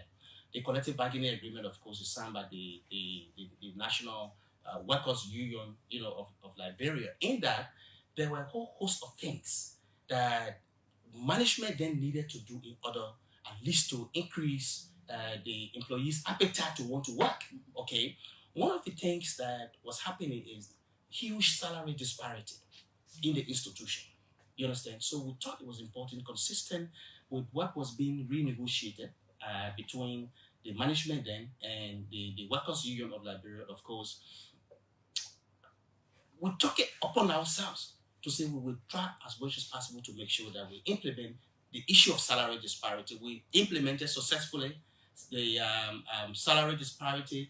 We have made sure that all the employees, they're making the just salary consistent with their grade levels. This is very much important. So you go to LPRC, is there. So there are a couple of things that we have done. And we're coming right there. You want me to go into the details? What we'll do, we'll come there because we need to know during your period honor review for the first year, what are the things you've done, both policy and practical issues. Then we can raise issues and ask you some questions. But I just wanted to welcome our colleague Kelvin Demi from Prime. As a matter of fact, the show is being really on Prime and Joy FM. Kelvin, Happy New Year. Compliments to you, Clarence. It's my first time seeing you since the start of 2025. Yeah, you are right. You're right. Friend and brother, now MD. Compliments. Thank you. It's been a very long time I've not seen you. Thank you. Yeah. Okay. Now, Toy. So let's listen to you. Then we can do real questioning and ask some follow-up questions. Let's look at you've been there for the most part. We say 1 year, but it's been yeah. So just tell us, what have you done at LPRC that is changing any story? What have you done? What are the positives? What are we benefiting as a country and people as a result of an Amos Tower administration at the LPRC? Well, the first thing, which is pretty much known to everyone, I'd like to begin with that, is the success in the reduction in the pump price of petroleum products, which is very much important. And it's good that we are here to provide some clarification. We managed to reduce the pump price of petroleum product very successfully from I think 870 or 900 to what it is today. There are a couple of thinking that went into that. One, when we assess the global petroleum condition, global petroleum market, at that time, the tension in the Middle East and all of those, which for the most part created some blockage in the Red Sea, where major transshipment occurred, we advise the board as management that in order for us to prevent what could likely be increase in pump price, we want to review what we call the petroleum pricing structure.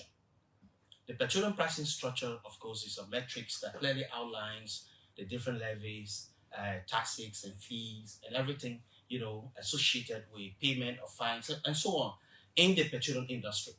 So when we reviewed that, we thought what we needed to do to reduce the pump price of petroleum product is to advise the government, the president, to remove the surcharge. Surcharge is a charge placed there. The original intent was when there is potential increase in the price of global petroleum product, the government will remove it. When there is a possible reduction, significant reduction in the price, then the government will add to generate revenue. So when we sought the advice of the board, the guidance of the board concurred with us that we needed to advise the president to remove that surcharge. So we remove it. That's 20 cents. The president removed it, and then the management and board also acted to reduce our storage fees by 5 cents. That's 25 cents. 1 cent in the petroleum industry constitutes plenty of money. So 25 cents was removed from the surcharge altogether, which has helped to reduce the pump price of petroleum product in Liberia. If you check across other African countries, Liberia has one of the lowest pump prices of petroleum products. If you check across just do a scan of the petroleum market.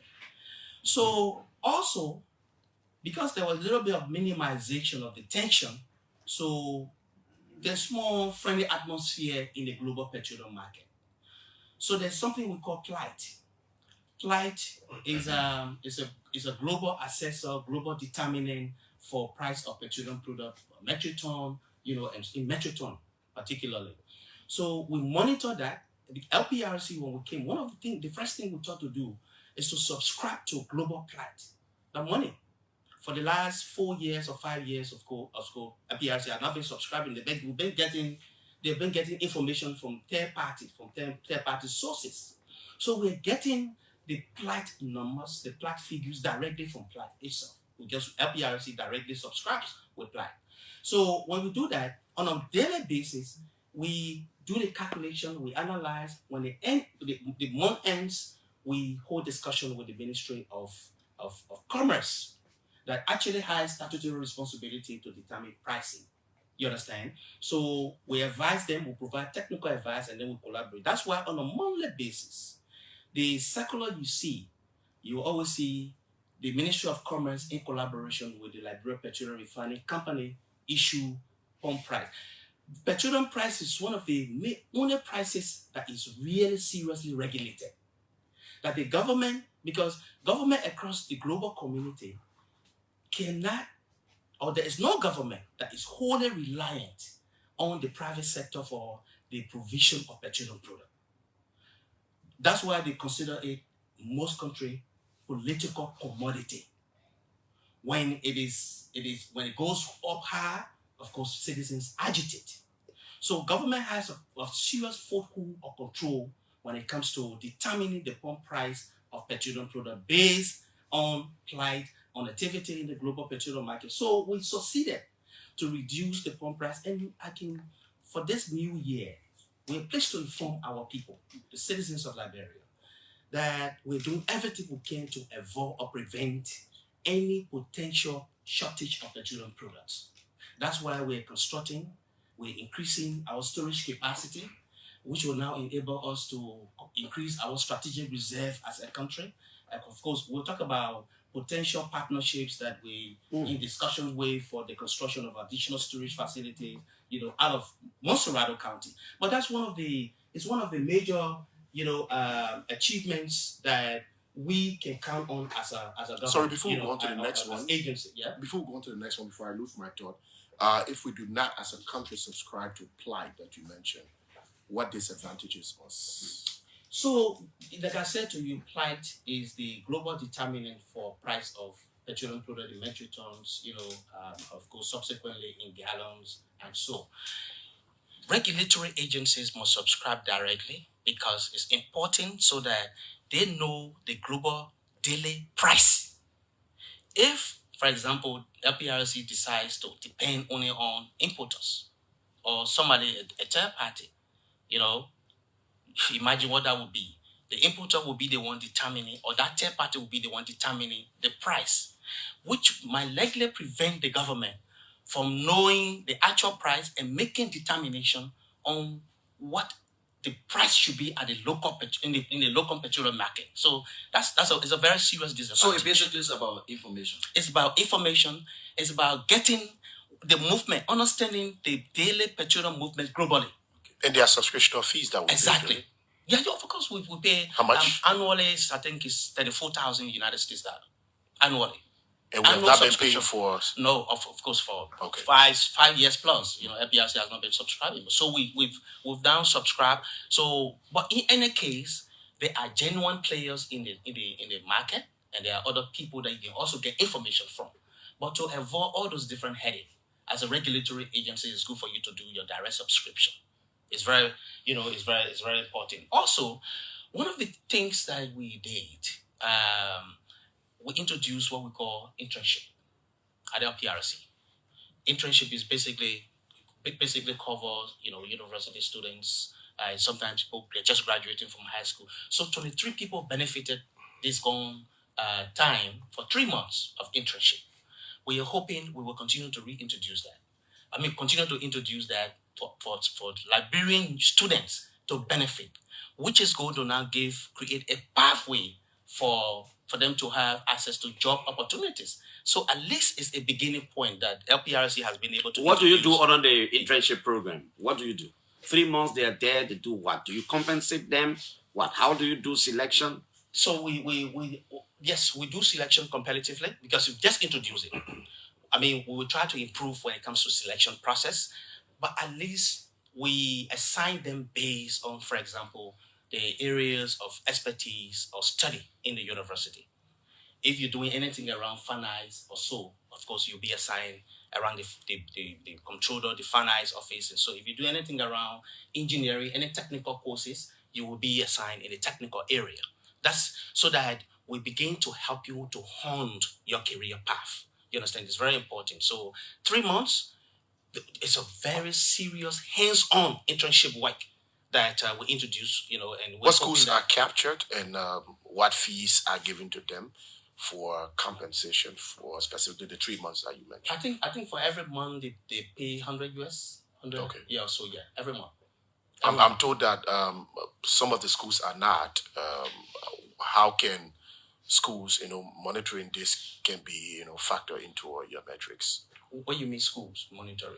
I think you're talking about increasing the number. Yeah, increasing the numbers. 23, you said? Is it 23 you mentioned? Yeah, yes. 23 what schools are benefiting from the 3 months what per annual? What schools? You said colleges, universities? So I'm not, I can't give you that detail, but the truth is people from colleges and from high school benefited. Okay. Unfortunately, maybe we'll try to check that with the HR department. What happens at the end of the 3 months? Is it that when they finish with the program, you just let them go? So, unfortunately, we have to do so because we don't have the capacity to say we have an outlet, out of Monserrado that you can go and do additional, hands-on training or so. So what we do usually is that we've decided to start doing maybe amongst the 23 people, we look for 1 or 2 persons that perform high. Okay. Then you start with contract. From contract, of course, gradually then you can get excel to becoming an employee. Okay. Yeah. The next accomplishment. Yes. So, in addition to most of the things that we have done, LPRC has been able to provide dividend contribution to the government. I like to always begin with the previous year. 2023, for example, management was able to contribute around 1.3 million. This management, with all the difficulties that we've outlined, for example, when we reduce our storage fees by 5 cents, we experience a revenue gap of around 2.5 to 3 million. You understand?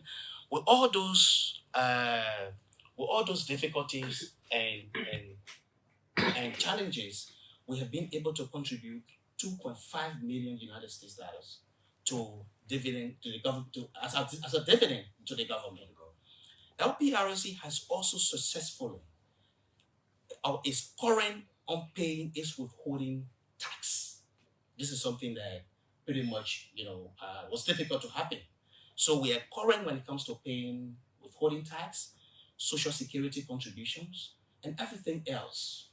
Also, we are paying backlog of the of debts that LPRC has with the government when it comes to social security contribution. So only overall, in addition to the 2.5 million, we've been able to contribute around 3.7 to 3.8 million United States dollars for this fiscal year. Had we not taken that decision to reduce our storage fees, we would have contributed more to the government. I'm hoping that by the time we conclude with the construction of the 17,000 cubic meter of PMS tank, LPA will now help to increase our storage capacity, and by extension, it's going to now help to increase our revenue generation capacity as well. So that once we do that, we're able to contribute more to the to national government, development processes. It's very much important. Of course, we have also been able to launch or commission a feasibility study on the Ganta oil terminal. The Ganta oil terminal was constructed in the 80s. Unfortunately, it's not being utilized. And of course, the civil conflict compounded the situation as well. So it has been there, a very good infrastructure, but of course, it's because of the neglect, the civil conflict, too many other things have gotten missing. So when we came as part of the president's vision to decentralize petroleum depots in the country, we set out to immediately begin negotiating with potential partners to conduct feasibility studies. So as we speak, there is an ongoing feasibility study on the Ganta oil terminals to hopefully determine potential investment, because the feasibility study is going to now give us information on if we are to make a determination to invest, what the amount going to be, and to what financial model. Of course, LPRC might not be in a position to immediately generate 15, 20, or 25 million United States dollars. We have to attract private sector finance, whether it is through PPP or through the same loan facility we contracted we have currently with Apple Bank. How important is the Ganta terminal? The Ganta oil terminal is first. Ganta is very ideally located. Very ideally located. That place can serve as a hub to supply petroleum product in the southeastern region, to also supply petroleum product in part of Bon County, of course, the whole of Lima County, but very potentially to supply petroleum product in Africa and in part of Guinea. And that part of Ganta to, of course, Guinea is not far. The part of, for example, JK is very far from Conakry compared to Ganta. You understand? And JK has a very large market for consumption of petroleum products. So if you create or establish hub in Ganta, it's going to create the condition for employment opportunity. But at the same time, of course, that place is going to serve as a hub, and it's going to also hopefully make that place to be attracted to different kinds of investments because of the presence of storage facility is very much important. So hopefully when the process should be conducted, it should be finished in the next 2-3 weeks or a month from now. Okay. And then we're actually in partnership, or we signed an MOU with a company called Palava Hot. Okay. They are currently conducting, that feasibility study. It's very important. And we're hoping that already people have started approaching potential partners to partner with us to construct that Ganta oil terminal. But of course, we have to have the feasibility study report and then make further investment determination. There are too many other things that we've done. I will not name everything, but when we went to LPRC, consistent with the vision of the president, we also launched a commission, an HR and compliance audit. In addition to that, we encourage our dear friend who is doing very exceptionally well at GAC, Gaswa, to also conduct a financial audit for 2023 so that we have a full understanding about the financial issues, administrative issues, and so on. That audit is pretty much finished. Unfortunately, the leadership of GAC is in, I think, in the United States of America. When they come, the team will submit to them the review, and then they will give us the report, which we will now begin to see what are contained in there, and then what we can be able to implement. But it's important to say to you that we received the audit report for 2017, 2018, and 2019, I think 2020. In those audit reports, there are lots of recommendations. For example, they indicated that one of the recommendations is that LPRC does not have an audit recommendation implementation committee. I'm pleased to inform you that we have successfully implemented the Constitution, or we have established an audit recommendation implementation committee. You understand? It's very much important. Also, in the GAC report, it indicated that LPRC needed to graduate from a financial accounting manual called GAP to IFRS system. This is something almost all government agencies should be migrating to. Unfortunately, for several years, recommendations were made. We are pleased to inform the public, the people, that we have done that. We already have signed contract with a firm to be able to migrate LPRC from GAAP, the generally accounting, I think, acceptable principle, to the international financial something, IFRS system, consistent with international best practice. So that process is ongoing, and before maybe by the end of January or so, LPRC will be migrating, to that particular system. Is that firm locally based or international? No, I think it's locally based. Yeah. Okay. Yeah. Did I hear you talk about the construction of a modeling library? Yes. What's the significance? What does it do? So the modeling laboratory will, as an infrastructure with all the different installation and equipment, is for the purpose of testing the different petroleum products that will be coming in the country, whether they meet country's requirement or specifications. Every country has set requirements for the kind of or the quality of petroleum product that goes into those countries. Liberia we've got our set of requirements. So we want to construct a modeling laboratory so that we don't have to continue to experience the headache of having to travel to Africa's. If there is a dispute, for example, you, Clarence Jassy, if you are an importer and you bring your product, you present to us the certificate of quality, the COQ, LPRC has to verify. And the only way we'll verify is through our laboratory. We have the equipment, necessary equipment, and all the different requirements. Unfortunately now, our existing lab is not up to international standard or even sub-regional standard. We want to construct that lab so that we migrate it from where it is to an international standard, to the point where LPRC can now enroll into the International Standard Organization Certification Program, ISO. It's very important. So if LPRC does the construction and then we enroll, it's going to help us a whole lot. We don't have to go contracting different firms. I don't want to call the names, but they are here. So instead of using that money to travel out of the country, we can invest it here. How much is it going to cost, and who's funding the project? So, as I said to you, the construction of the lab is an outgrowth, is as a result of the Or the current- renegotiation. exactly. Okay. That is one of the outcomes of the renegotiation we did on the loan facility. So where are we now in terms of the? Pretty much ongoing. Okay. The construction is ongoing. As I said to you, we will invite you. I want to use this occasion to invite you to do. We do a guided tour of the LPRC ongoing construction work. I want to understand something. Is it the lab that is responsible to test their products on the market?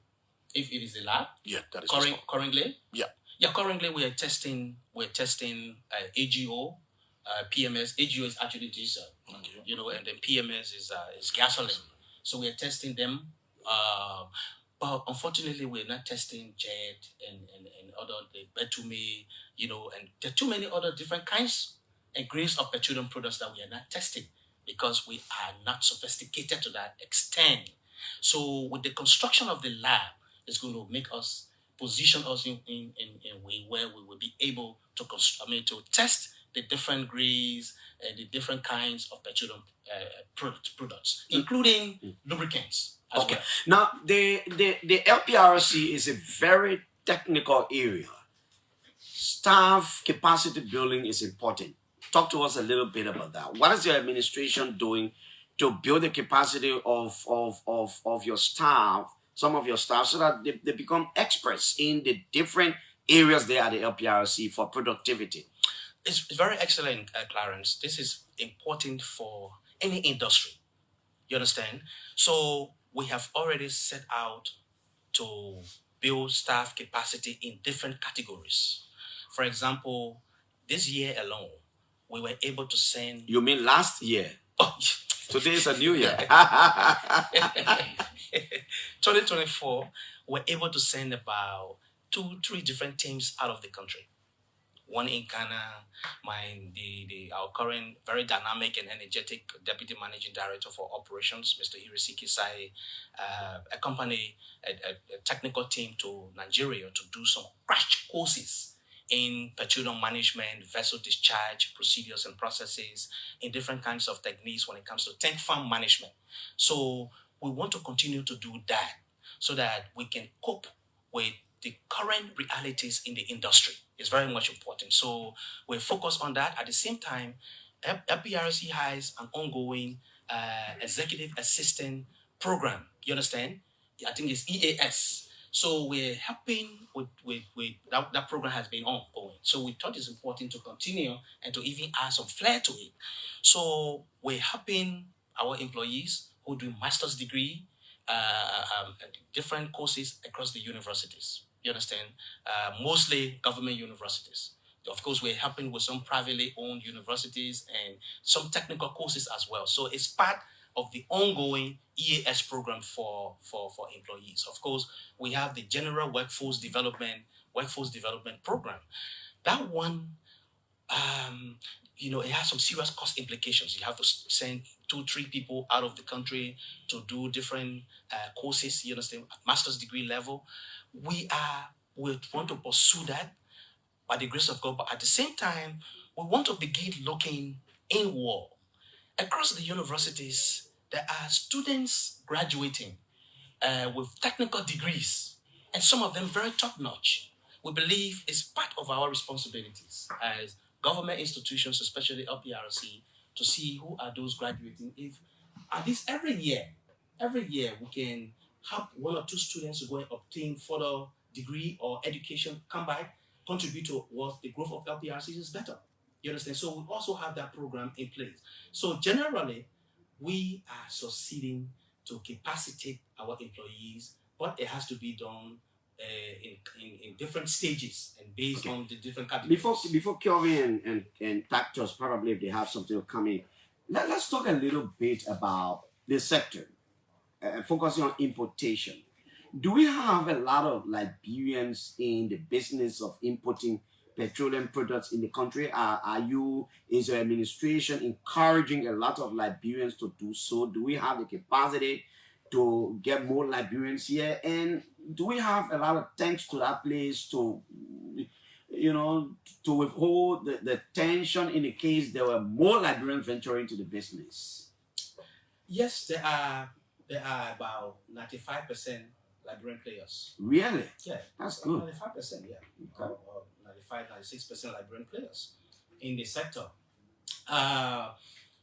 Yes, there are more players in the sector, but honestly speaking, the Liberian petroleum market is a little bit small compared to our counterparts in the sub-region. So having multiplicity of players in the sector is also a problem.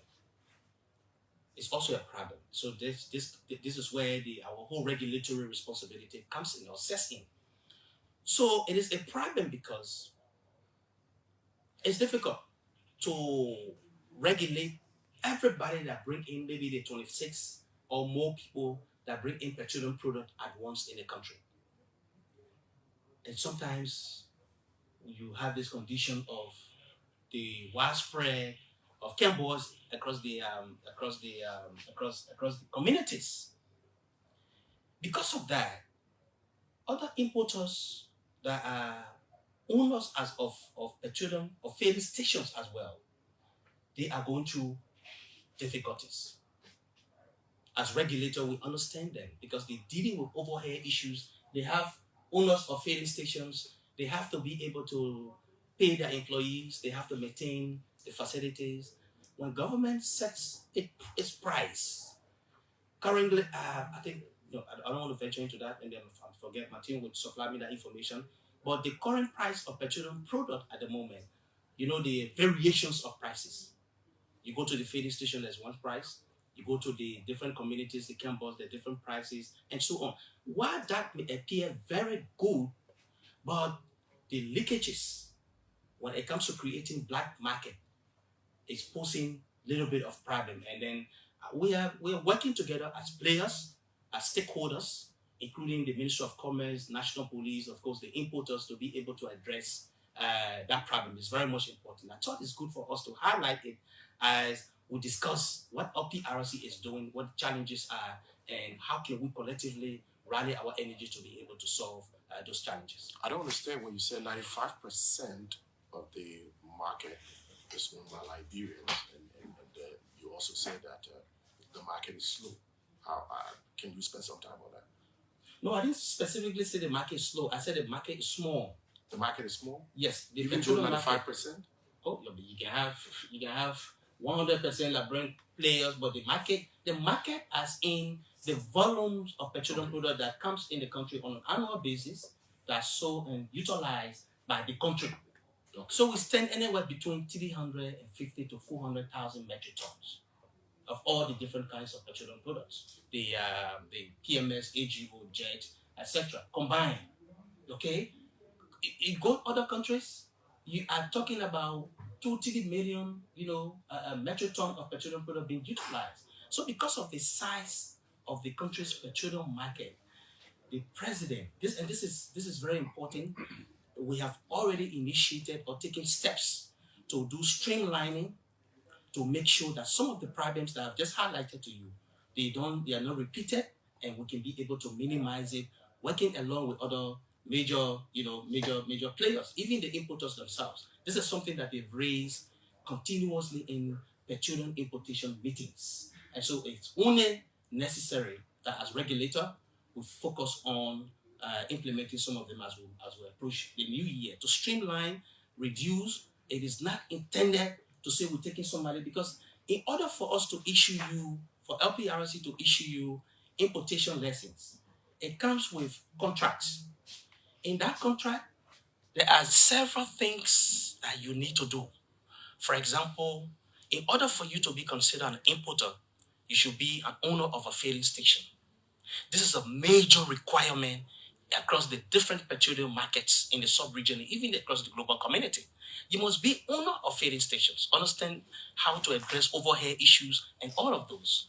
There are a number of players in the sector that are not owners of filling stations. You understand?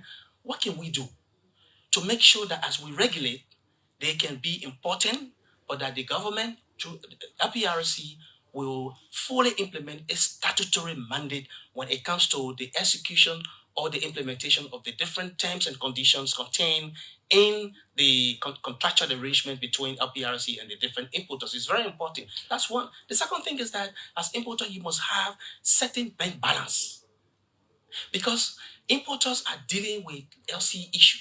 LCs is basically letter of credit. You understand? Although some of them import on CMA, which is a collateral management agreement, a number of them operate on LC. So you should have some level of potential. So people who might not, maybe this year going forward, might not meet the requirements set out, you can be considered a distributor instead of being an importer. So once we are able to do the regulation and tell you this is your capacity, this is where you fit, this is where you fit in, these are the things that you need to do. And we do that very much impartially as a regulator. I can tell you the sector is going to move on. Impartially, you mentioned. Impartially. Yeah, Thank you. Thank you for the correction. Just before we flip over to the next, I know that, and I don't want to put attachment to a particular administration, whether it is this administration or the previous administrations, but I know that a certain business politician did tell me that because he did not support a particular political system, he was strangulated, thus depriving employments. Is this business as usual? Or is it going to be under your administration? It's never business as usual. It's never business as usual. Look, first off, the way importers products, they used to be play with. It is not like that.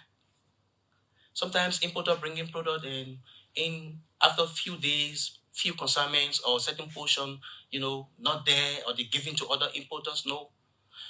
Their products are protected by LPRC.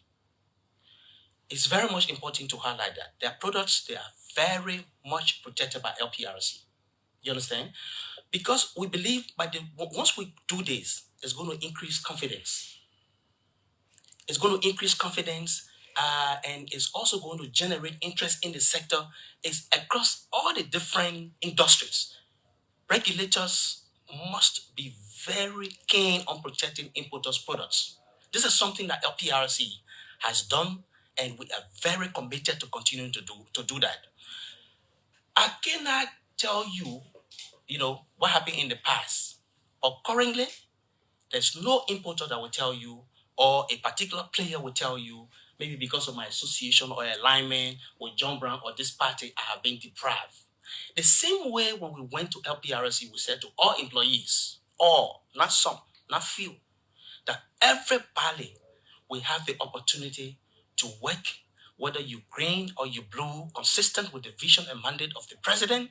Is the same thing we are doing with all the different importers. But we will not shy away from implementing the different policies that we have instituted in order to bring sanity and sanctity in the sector, to control it in ways where the existing players can continue to thrive, but so that people don't undermine the sector. This is something that we will not condone. I'm told, in furtherance to that, I'm told that your institution plays a very pivotal, very important role in advising government with the aspect of awarding contracts to the bigger vendors.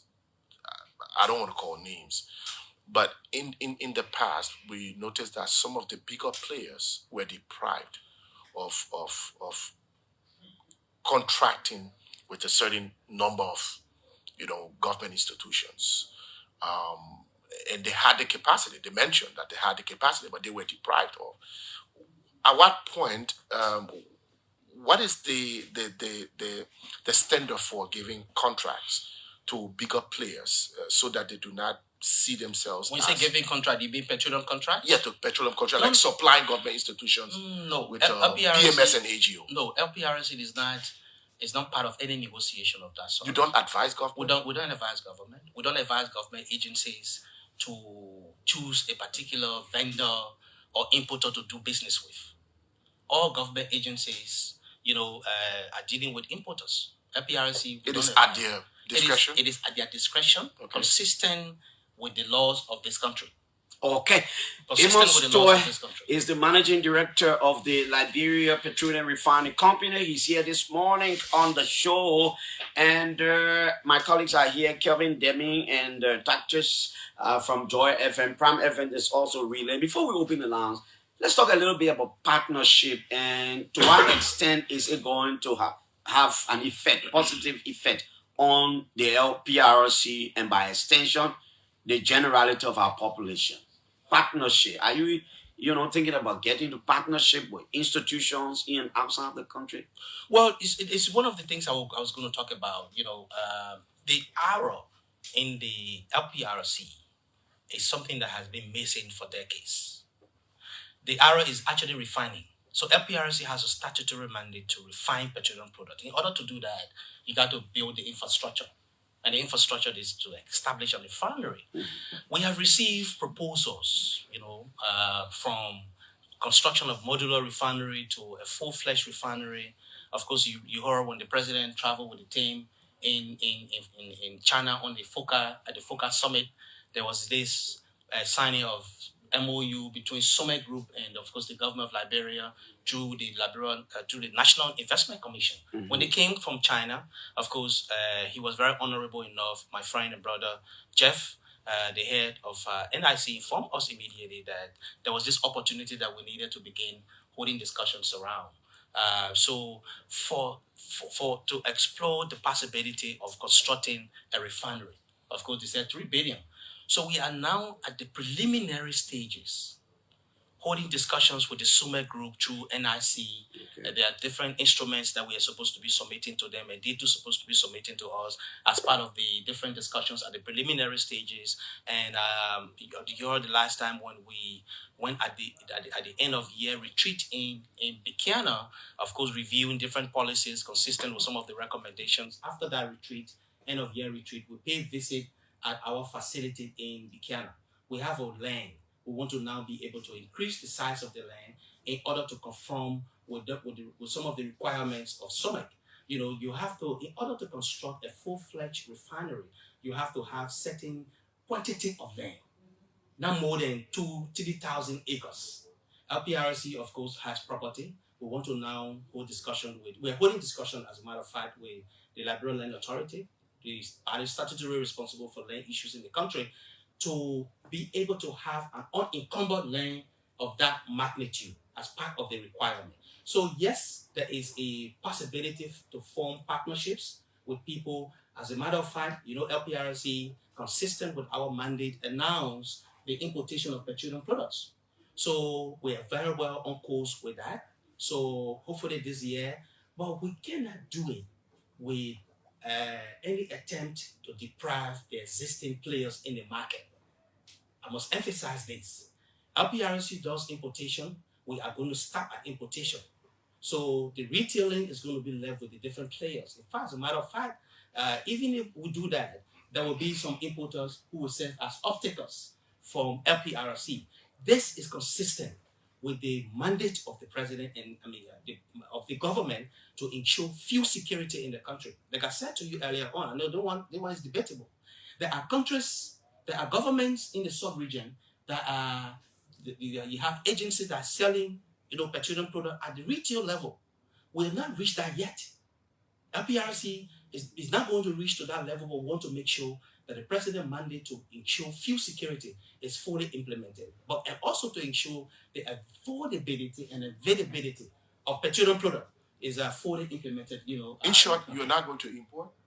No, that's not what I said to you. I said we will import, but we will not do retailing. Okay. We'll start at importation. I just wanted to make that. Yeah, you wanted to make it clear. Okay, at this point, it's very safe now and reasonable now that we take some calls.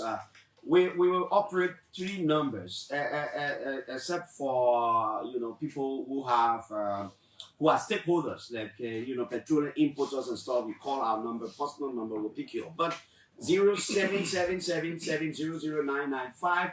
And let me open one line exclusively for women. I like to encourage women participation. 0555 026995 is the number for the women. 0555 026995. Good morning.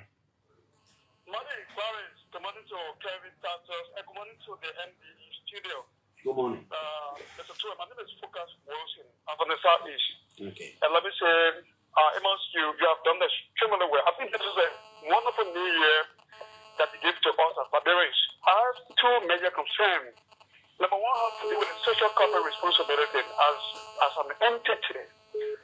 When you let this running, I want to know what the impact, apart from the mission they talk about. The second thing I have to do with, I'm from the Southeast, Amos, and I want to be very frank with you. If you look at the distance from Musrada to Canton, it's shorter, and there's a quota beside that. From Sino to like Nigeria, and when you to identify places in the southeastern region, I think it'll be very helpful because the constraints are so many for us to even cover 12-hour distance to come to Canton in terms of supply. I think it's very difficult. Lastly, I want to recommend to you, MD, your student integration program. EU is one of the vital institutions, public institutions we have in the Southeast. I'm recommending in terms of starting students, in terms of integrating and expanding the initiative for further programs, so you can be able to help us in the Southeastern region. But thank you on the overall, you have done extremely well. Yeah. Thank you. Let me take another person. Hello. Thank you, Focus. Yeah, morning. Yeah. Actually, Morning. just cut the radio off. Yeah. Oh, Achi Sano. Achi, I think he's a stakeholder in the sector. Achi, you can call back. We'll pick your call. Let me see what I have a woman here on this line. Hello? Hello? Hello? Yeah? Yeah, this is Kema Vivian Okay. and I come from Twice. Let's hear you, Kema. So I'm happy, Director Amos, where I want to say thank you for the hard work that you've put into this. I listened to you throughout the program, and I'm so impressed as a woman, especially hearing about the student program. I remember when I was in high school, I took advantage of the internship program at Water and Sewer. With a very poor background, my parents could not even afford to send me back to school every time school closes. But I was able to take advantage of what they had at Water and Sewer. And after the program ends at the beginning of every school year, I have something to pay my school fees, to buy my uniforms and my copybooks. So I'm so impressed about that. I'm hoping that you can extend this not only in Mosurado, but you can extend it to other counties as well, and to the most vulnerable population, to people who are in need. Not just students. If we are taking in students, it should be students who are actually in need, because it's not just going to help them professionally to grow professionally, but it's also able to help them in a way that they are able to go back to school. Okay. I want to thank you so much. So lastly, I want to ask, I am a person who also has interest in being a person who can import petroleum. So what is the criteria? Okay, thank you. The female line 0555026995. Aji Sano is back. Yeah, Clarence, I'm back on the line. Yeah. To my brother in the Amos 12, I've already made the introduction. Okay, this is Aji again. My concern has to do with Liberian domestic protected industry. When it comes to the sectors, I've carried on some investigation and I realized Actually, you have a radio. Just cut it off. Okay. And I realized that if Martin is making an importation of petroleum products, they have many tankers and they are mining companies. And I want to believe that if Martin shouldn't have done that, that should have been done through Liberian businesses. Because they came here to do mining. When it comes to equity participation in the economy to protect Liberians to get wealth, because this company will go back, we're going to remain here. We Liberians should be the one to supply them with petroleum products. We get tankers. That is equity participation. Tomorrow when the iron ore or the gold is depleted, we are going to remain here to fix our role, the pollution. If we allow them as a big company, giant company, supported by the Turkish government, bringing petroleum product, half traders, don't you think that's going to affect the Liberian businesses? Okay. If indeed they are into the business, what are you doing to stop them that they are mining company? Because if Asala Meta as well decides to to start bringing gasoline, fuel, build tanks, and supply the equipment, what happened to the Liberian economy? Thank you, because I Archie. believe in the Liberian economy to grow, because when Liberians are working, Thank you, Archie. You've gotten your points through. First, good questions there. He will respond to. Hello. Good morning, Clarence. Good morning. Good morning. Good morning, Kevin, and the other panelists. This is D. Everybody here. Okay, Eric. Clarence, I'm on record for being very critical on this government, but the Young Man Institute is one of those individuals who has transcended a lot, because when he took over, he didn't become that politician. He became an administrator, and that's what people are supposed to do. So you don't find North or LPRC like on the rest of the other places, because whether you are not in position, he tried to make sure that you do your work professionally. I know he has shifted people here and there, but they're not done in other places. I just want to say kudos to him. And the effectiveness, I know fully well people say, yeah, but when gas price go low on the international market, that's why the price is here. But because he's proactive, he's a kind of a leader who knows when things happen up there, it happens down here, he quickly changes the prices. And these are the kind of things we have to commend people when there is need to be commended. Okay. So I want to say thank you to him. Thank you, Eric. Let's go back to the female line. Hello. Good morning, Clarence. Good morning, ma'am. Good morning, the MD. This is Senator Wilson, and I call from my brother resident. Okay. But let me say thank you to the president for his appointment to have appointed Honorable Emma Sweat to that position. Clarence, there are a lot of transformation that has taken place within the LPRC in the country at large. Evidence by the stabilization of the petroleum projects on the market. You have listened to the MD explanation on all of his progresses made over the past 1 year. We have been inspired as young people by his leadership role at LPRC, and we encourage him to do more. You listen to the internship program that have been spoke about. It is one of those things that the young people are encouraged, they are so excited about.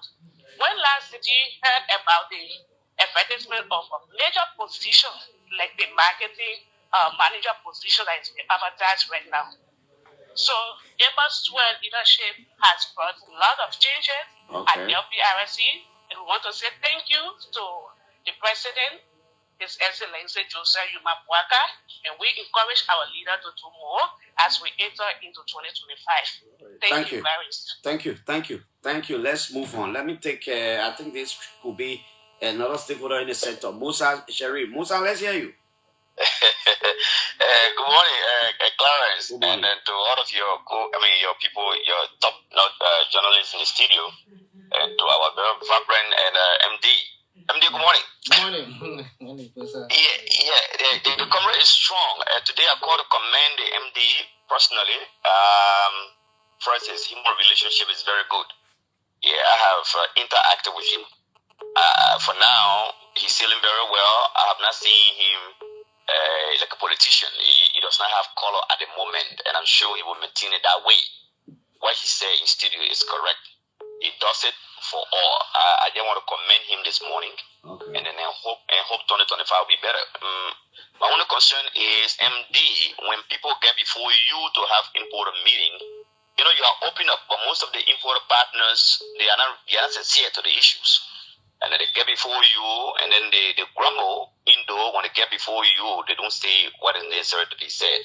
I just want to tell you, 2024 was very bad for us as business people. It was very, very bad for us as business people, and then it wasn't good. And then the policies that you intend to implement is well within our favor. It's in the favor with Liberian people and all of that. But MD will still come and meet you to discuss other issues related to the new protocols, which will be very good for the refineries. In all, thank you to this morning, and then they are doing very well. We hope 2025 can be a better year for us as well. Thank you. I'll go back to the female line. Hello? Good morning.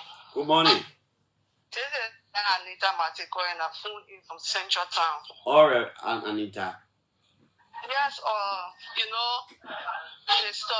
Amos Swear is one of the government appointees in this government that we are so much proud of as young people. His leadership, his innovative leadership skill has brought out a transformation at the LPRC that is having a trickle-down effect on the common people positively.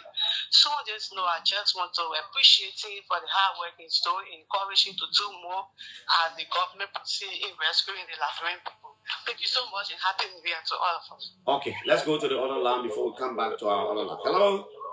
Yeah, good morning. Good morning. Yeah, good morning, Mr. Manager. Yeah, let's hear you. Thank you very much for the LPRC. But one thing that running on my mind here is this. The importer, the distributor also have gas station and supplying their various gas stations a day. That which is not fine for the market. In making now the retailer or even they can't boil them to get some problem. This is why you see the gas price sometimes it can be stable. Because it will not be fine that the distributor also be owning gas station. That one of the problems we have on the market. You need to see after that, please. Okay, thank you. Let me go here. Hello, sir. Good morning. Happy New Year to you, the management and staff of OKFN, Liberians in general, and Happy New Year to the Managing Director of LPRC, Honorable Demonstoy and Amusa Kone. I speak to you from Lower Magibi County, Dwazon community. Okay. Having been a former camper myself, I first want to say that I'm one of the person who think that selling gas, because during my time it was a taboo, and there have always been a taboo. I mean, I'm not sure it's a good thing in how much that we survived like that before, but I think it's a good thing. I just hope that the government will really, really, really help to make sure that we get some of those people from on the street and can work a bit in the rural area. And I also want to say thank you to Amos Toer. He was politically smart. He did his shifting, which is good because currently we are in a political area and everybody can be for different people. But the way he handled the situation at LPRC is commendable. Thank you. Our people are not crying like they are crying in other areas. Lastly, I want to ask a question and make a recommendation. And my question will be, you say that every importer should have a gas station by your regulation. Good. I want to ask, do you expect to have every exporter having gas station in 1 year, in 2 years? Is it going to be a gradual process? Because sometimes regulation take time to take precedent based on who is, enforcing the law. But I will say to you that you should give the exporter time, maybe a year, 2, 3, to make sure that everybody reach to that. So is it going to be immediately the beginning of this year, or you going to give them and if you're going to give them 2, 3 years or 4 years, how many years are you going to give to make sure that every exporter at least have a gas station? Thank you, Musa. At this point, we're not taking any more calls. The concerns are many, and the Liberian people deserve to hear responses from Mr. Amos Toer. Let's go back to you, Mr. Toer. Wow, yes, these are very exhaustive and important questions. Let me say thanks to all the callers, the commendations. We're very glad that you are seeing the output of what is happening in government across key government agencies. This is what the rescue mission is all about. This is what the president campaign on, and we're fully implementing the vision of the president. I'm very thankful that we have a team at LPRC that's cooperative, collaborative, and we're working together very well to make sure that we make LPRC second to none in this country. Depoliticize it, make it much more professional, so that even when we leave tomorrow, the other team that will come will be able to emulate some of the examples that we have. In order for us to institutionalize governance is by trusting employees, trusting the state institutions to deliver the services that they're supposed to deliver, especially those with great implications for for growing the economy, for making the people very much happy. Before I dive into answering the questions, it's important to specifically flag out my HSE section. You know, the HSE department at the Liberia Petroleum Refining Company. You know, the health, safety, and environmental people are the ones who, when there are fire disasters, when there are issues of fire, so many times you journalists on the media, you got LPRC people, even in the But now you're getting facility. Now, who was it? I remember that last week, last month, Yeah. there was a situation right on Asmon Street opposite the business registry. I had a place of call. Yeah, definitely. You know, so I mean, currently they are even right now doing one response in the Cardwell. I think Cardwell, Lockington Bell. They've been very responsive. You know, to on some of the disaster issues at the Capitol building. Unfortunately, you know, things went the way they went, but they were there. They've been all over the place. So I just want to use this occasion, this new year, to thank them, to thank all the different departments that have been very cooperative and working towards achieving the vision and mandate of the president of Liberia. To begin with, on the question of, let me begin with Musa Kone, because he raised some very important issue. First, Musa, thank you for the commendation. The issue of camp boys is very important. There is an ongoing announcement across some media institutions encouraging camp boys to leave the streets. The awareness is being created by the government.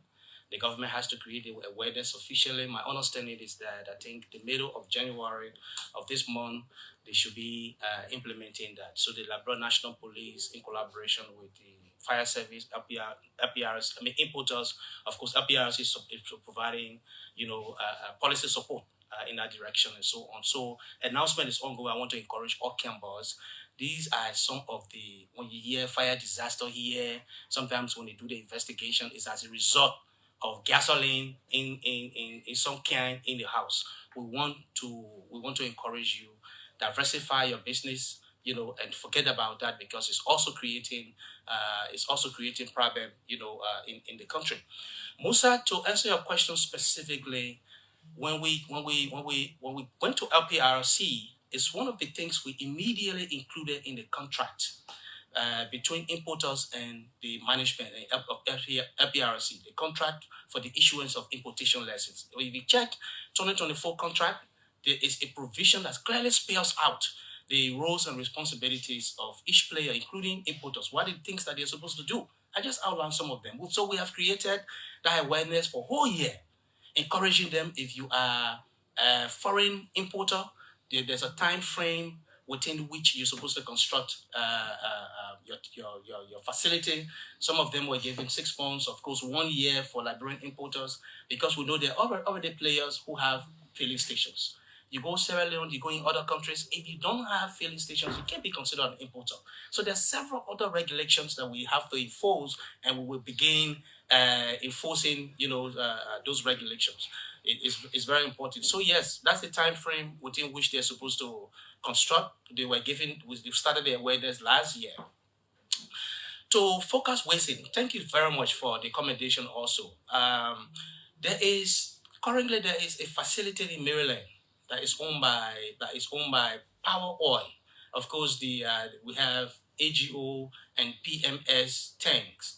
They are not up to the capacity where they will supply the entire Southeast, but something is there. We have storage facility in Maryland. Of course, it's privately owned. We're regulating that. So about 3 weeks ago, they even imported petroleum products there. We want to make sure we bring that project in Ghana online by the grace of God. So once we start the discussion with potential partners, we'll be able to inform the public. So the Southeastern region is not forgetting.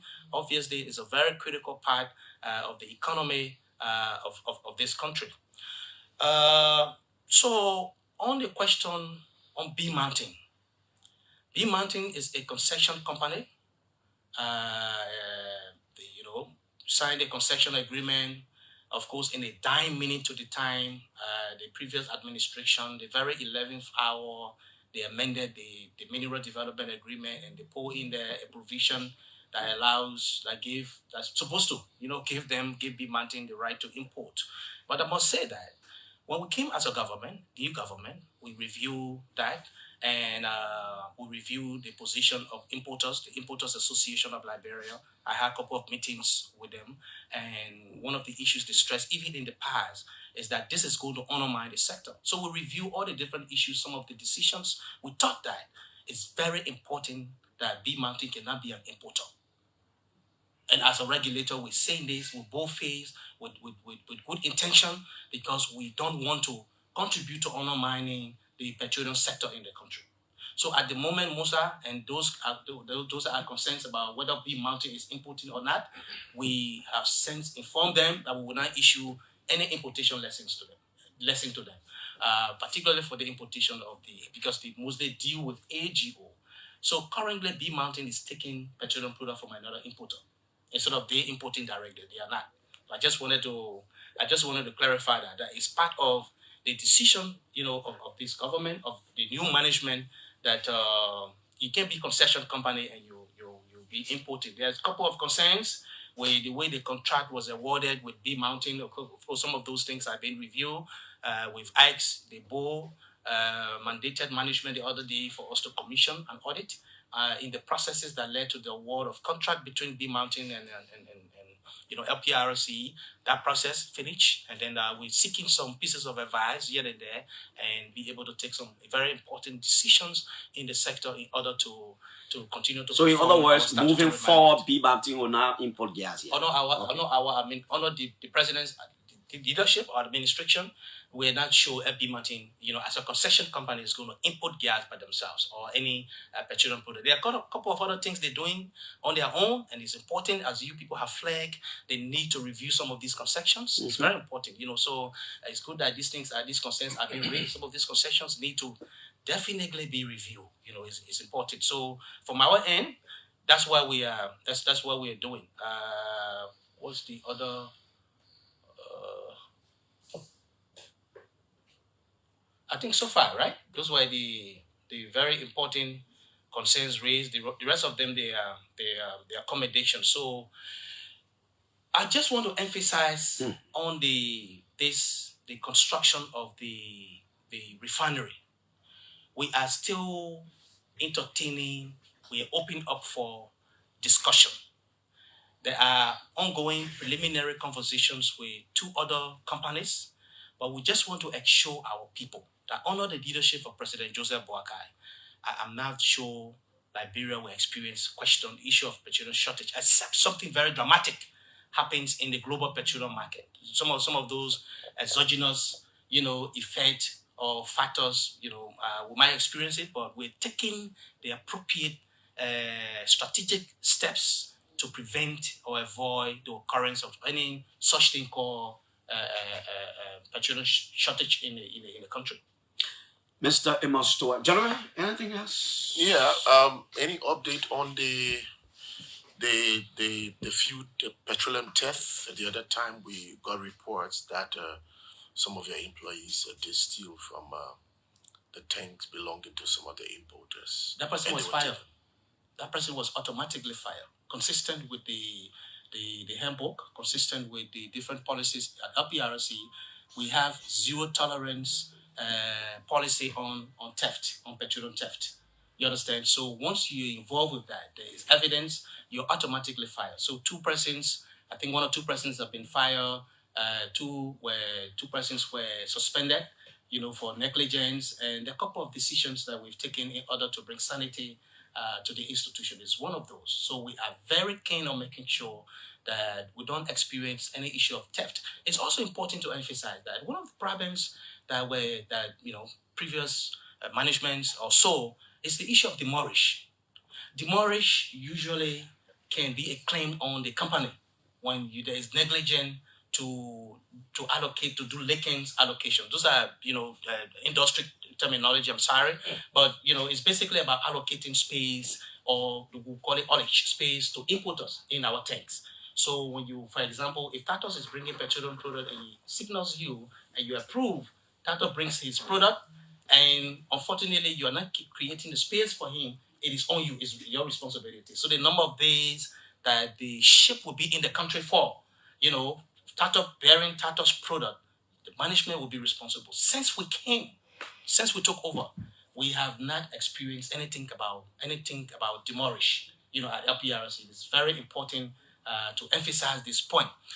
The other update, finally, maybe, is that there are few policies that management has developed, of course, in our January sitting with the board.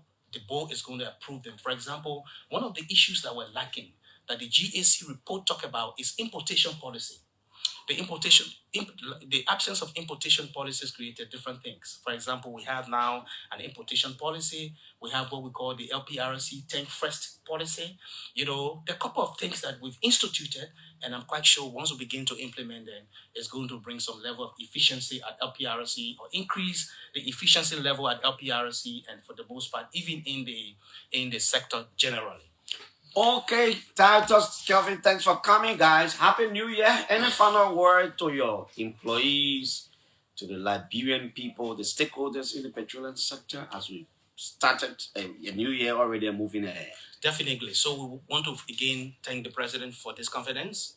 You know that when we were appointed, there were a whole lot of issues about inexperience, people didn't know, and all of those. But we're grateful that the president has been consistently guiding and supporting decisions in the sector and guiding us to where we are today. I'm very grateful to the president for the confidence, and I'm looking forward to continued confidence and support for our sector, for LPRC. I'm grateful to my colleagues, the two deputies, of course, our very esteemed managers, very fantastic gentlemen and ladies. Of course, we're trying to make sure we increase female participation in a managerial position. Really? Yes, of course, we want to do that. We want to make sure that women have more voices. Let me say to you, for me, I've worked with women throughout. So I know when they decide, when they want to be productive, women are productive set of people. Why you people were specific in the vacancy? No, but the vacancy is consistent with international best practice. You understand? And I just want to say about this vacancy that we pull out. People say, they already got people, they already got this and so on. If we already have people, we have no business to put it up.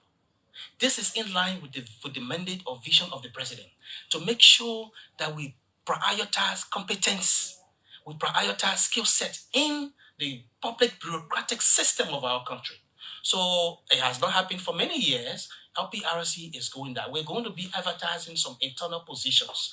There are some positions that, of course, based on industry standard, the industry will say these positions belong to only employees. So people who are qualified. There are other positions that we're going to advertise internally. But this one, we want to make sure that whoever becomes the manager for marketing, because it is the lifeline of LPRC, that person must understand petroleum movement, petroleum management, must understand, have practical and theoretical knowledge in oil and gas management and different vessel discharge and, processes and procedures. Then you must have an added marketing experience. It's very much important. So there is a team set up to rigorously vet and recruit.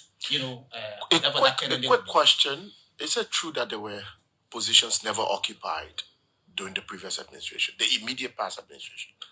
Where? Positions at LPRC, of course. But every entity, there will be one or two positions because people leaving and so on. When the management left, they will leave with one or two persons. So yes, there were positions, but at the same time, it's important to emphasize that, our public bureaucratic is pretty much almost like overstaffed in other agencies. And LPRC is one of those. We are overstaffed, but we are managing to make sure that we don't do anything, we make no attempt to say we're removing somebody from one payroll. We already know the economy or the situation. Is a way of making sure that the people have the opportunity to work. So, Mr. Amos Towe, yes, I want to say thanks to the Liberian people, our employees. Let's continue to work the way we've worked in 2024, 2025 is here. Let's renew Thank our you. energy. And I want to say thanks to the OKFM family. I want to say thanks to Kevin, to Titus, and everyone else who probably follow or participated in this discussion. Thank Okay. you. God bless you. Thanks to my colleagues, man. Happy New Year to everybody. Today is the first day. My name is Piso. Bye-bye. On behalf of Kelvin and Titus, I'd like to say bye-bye.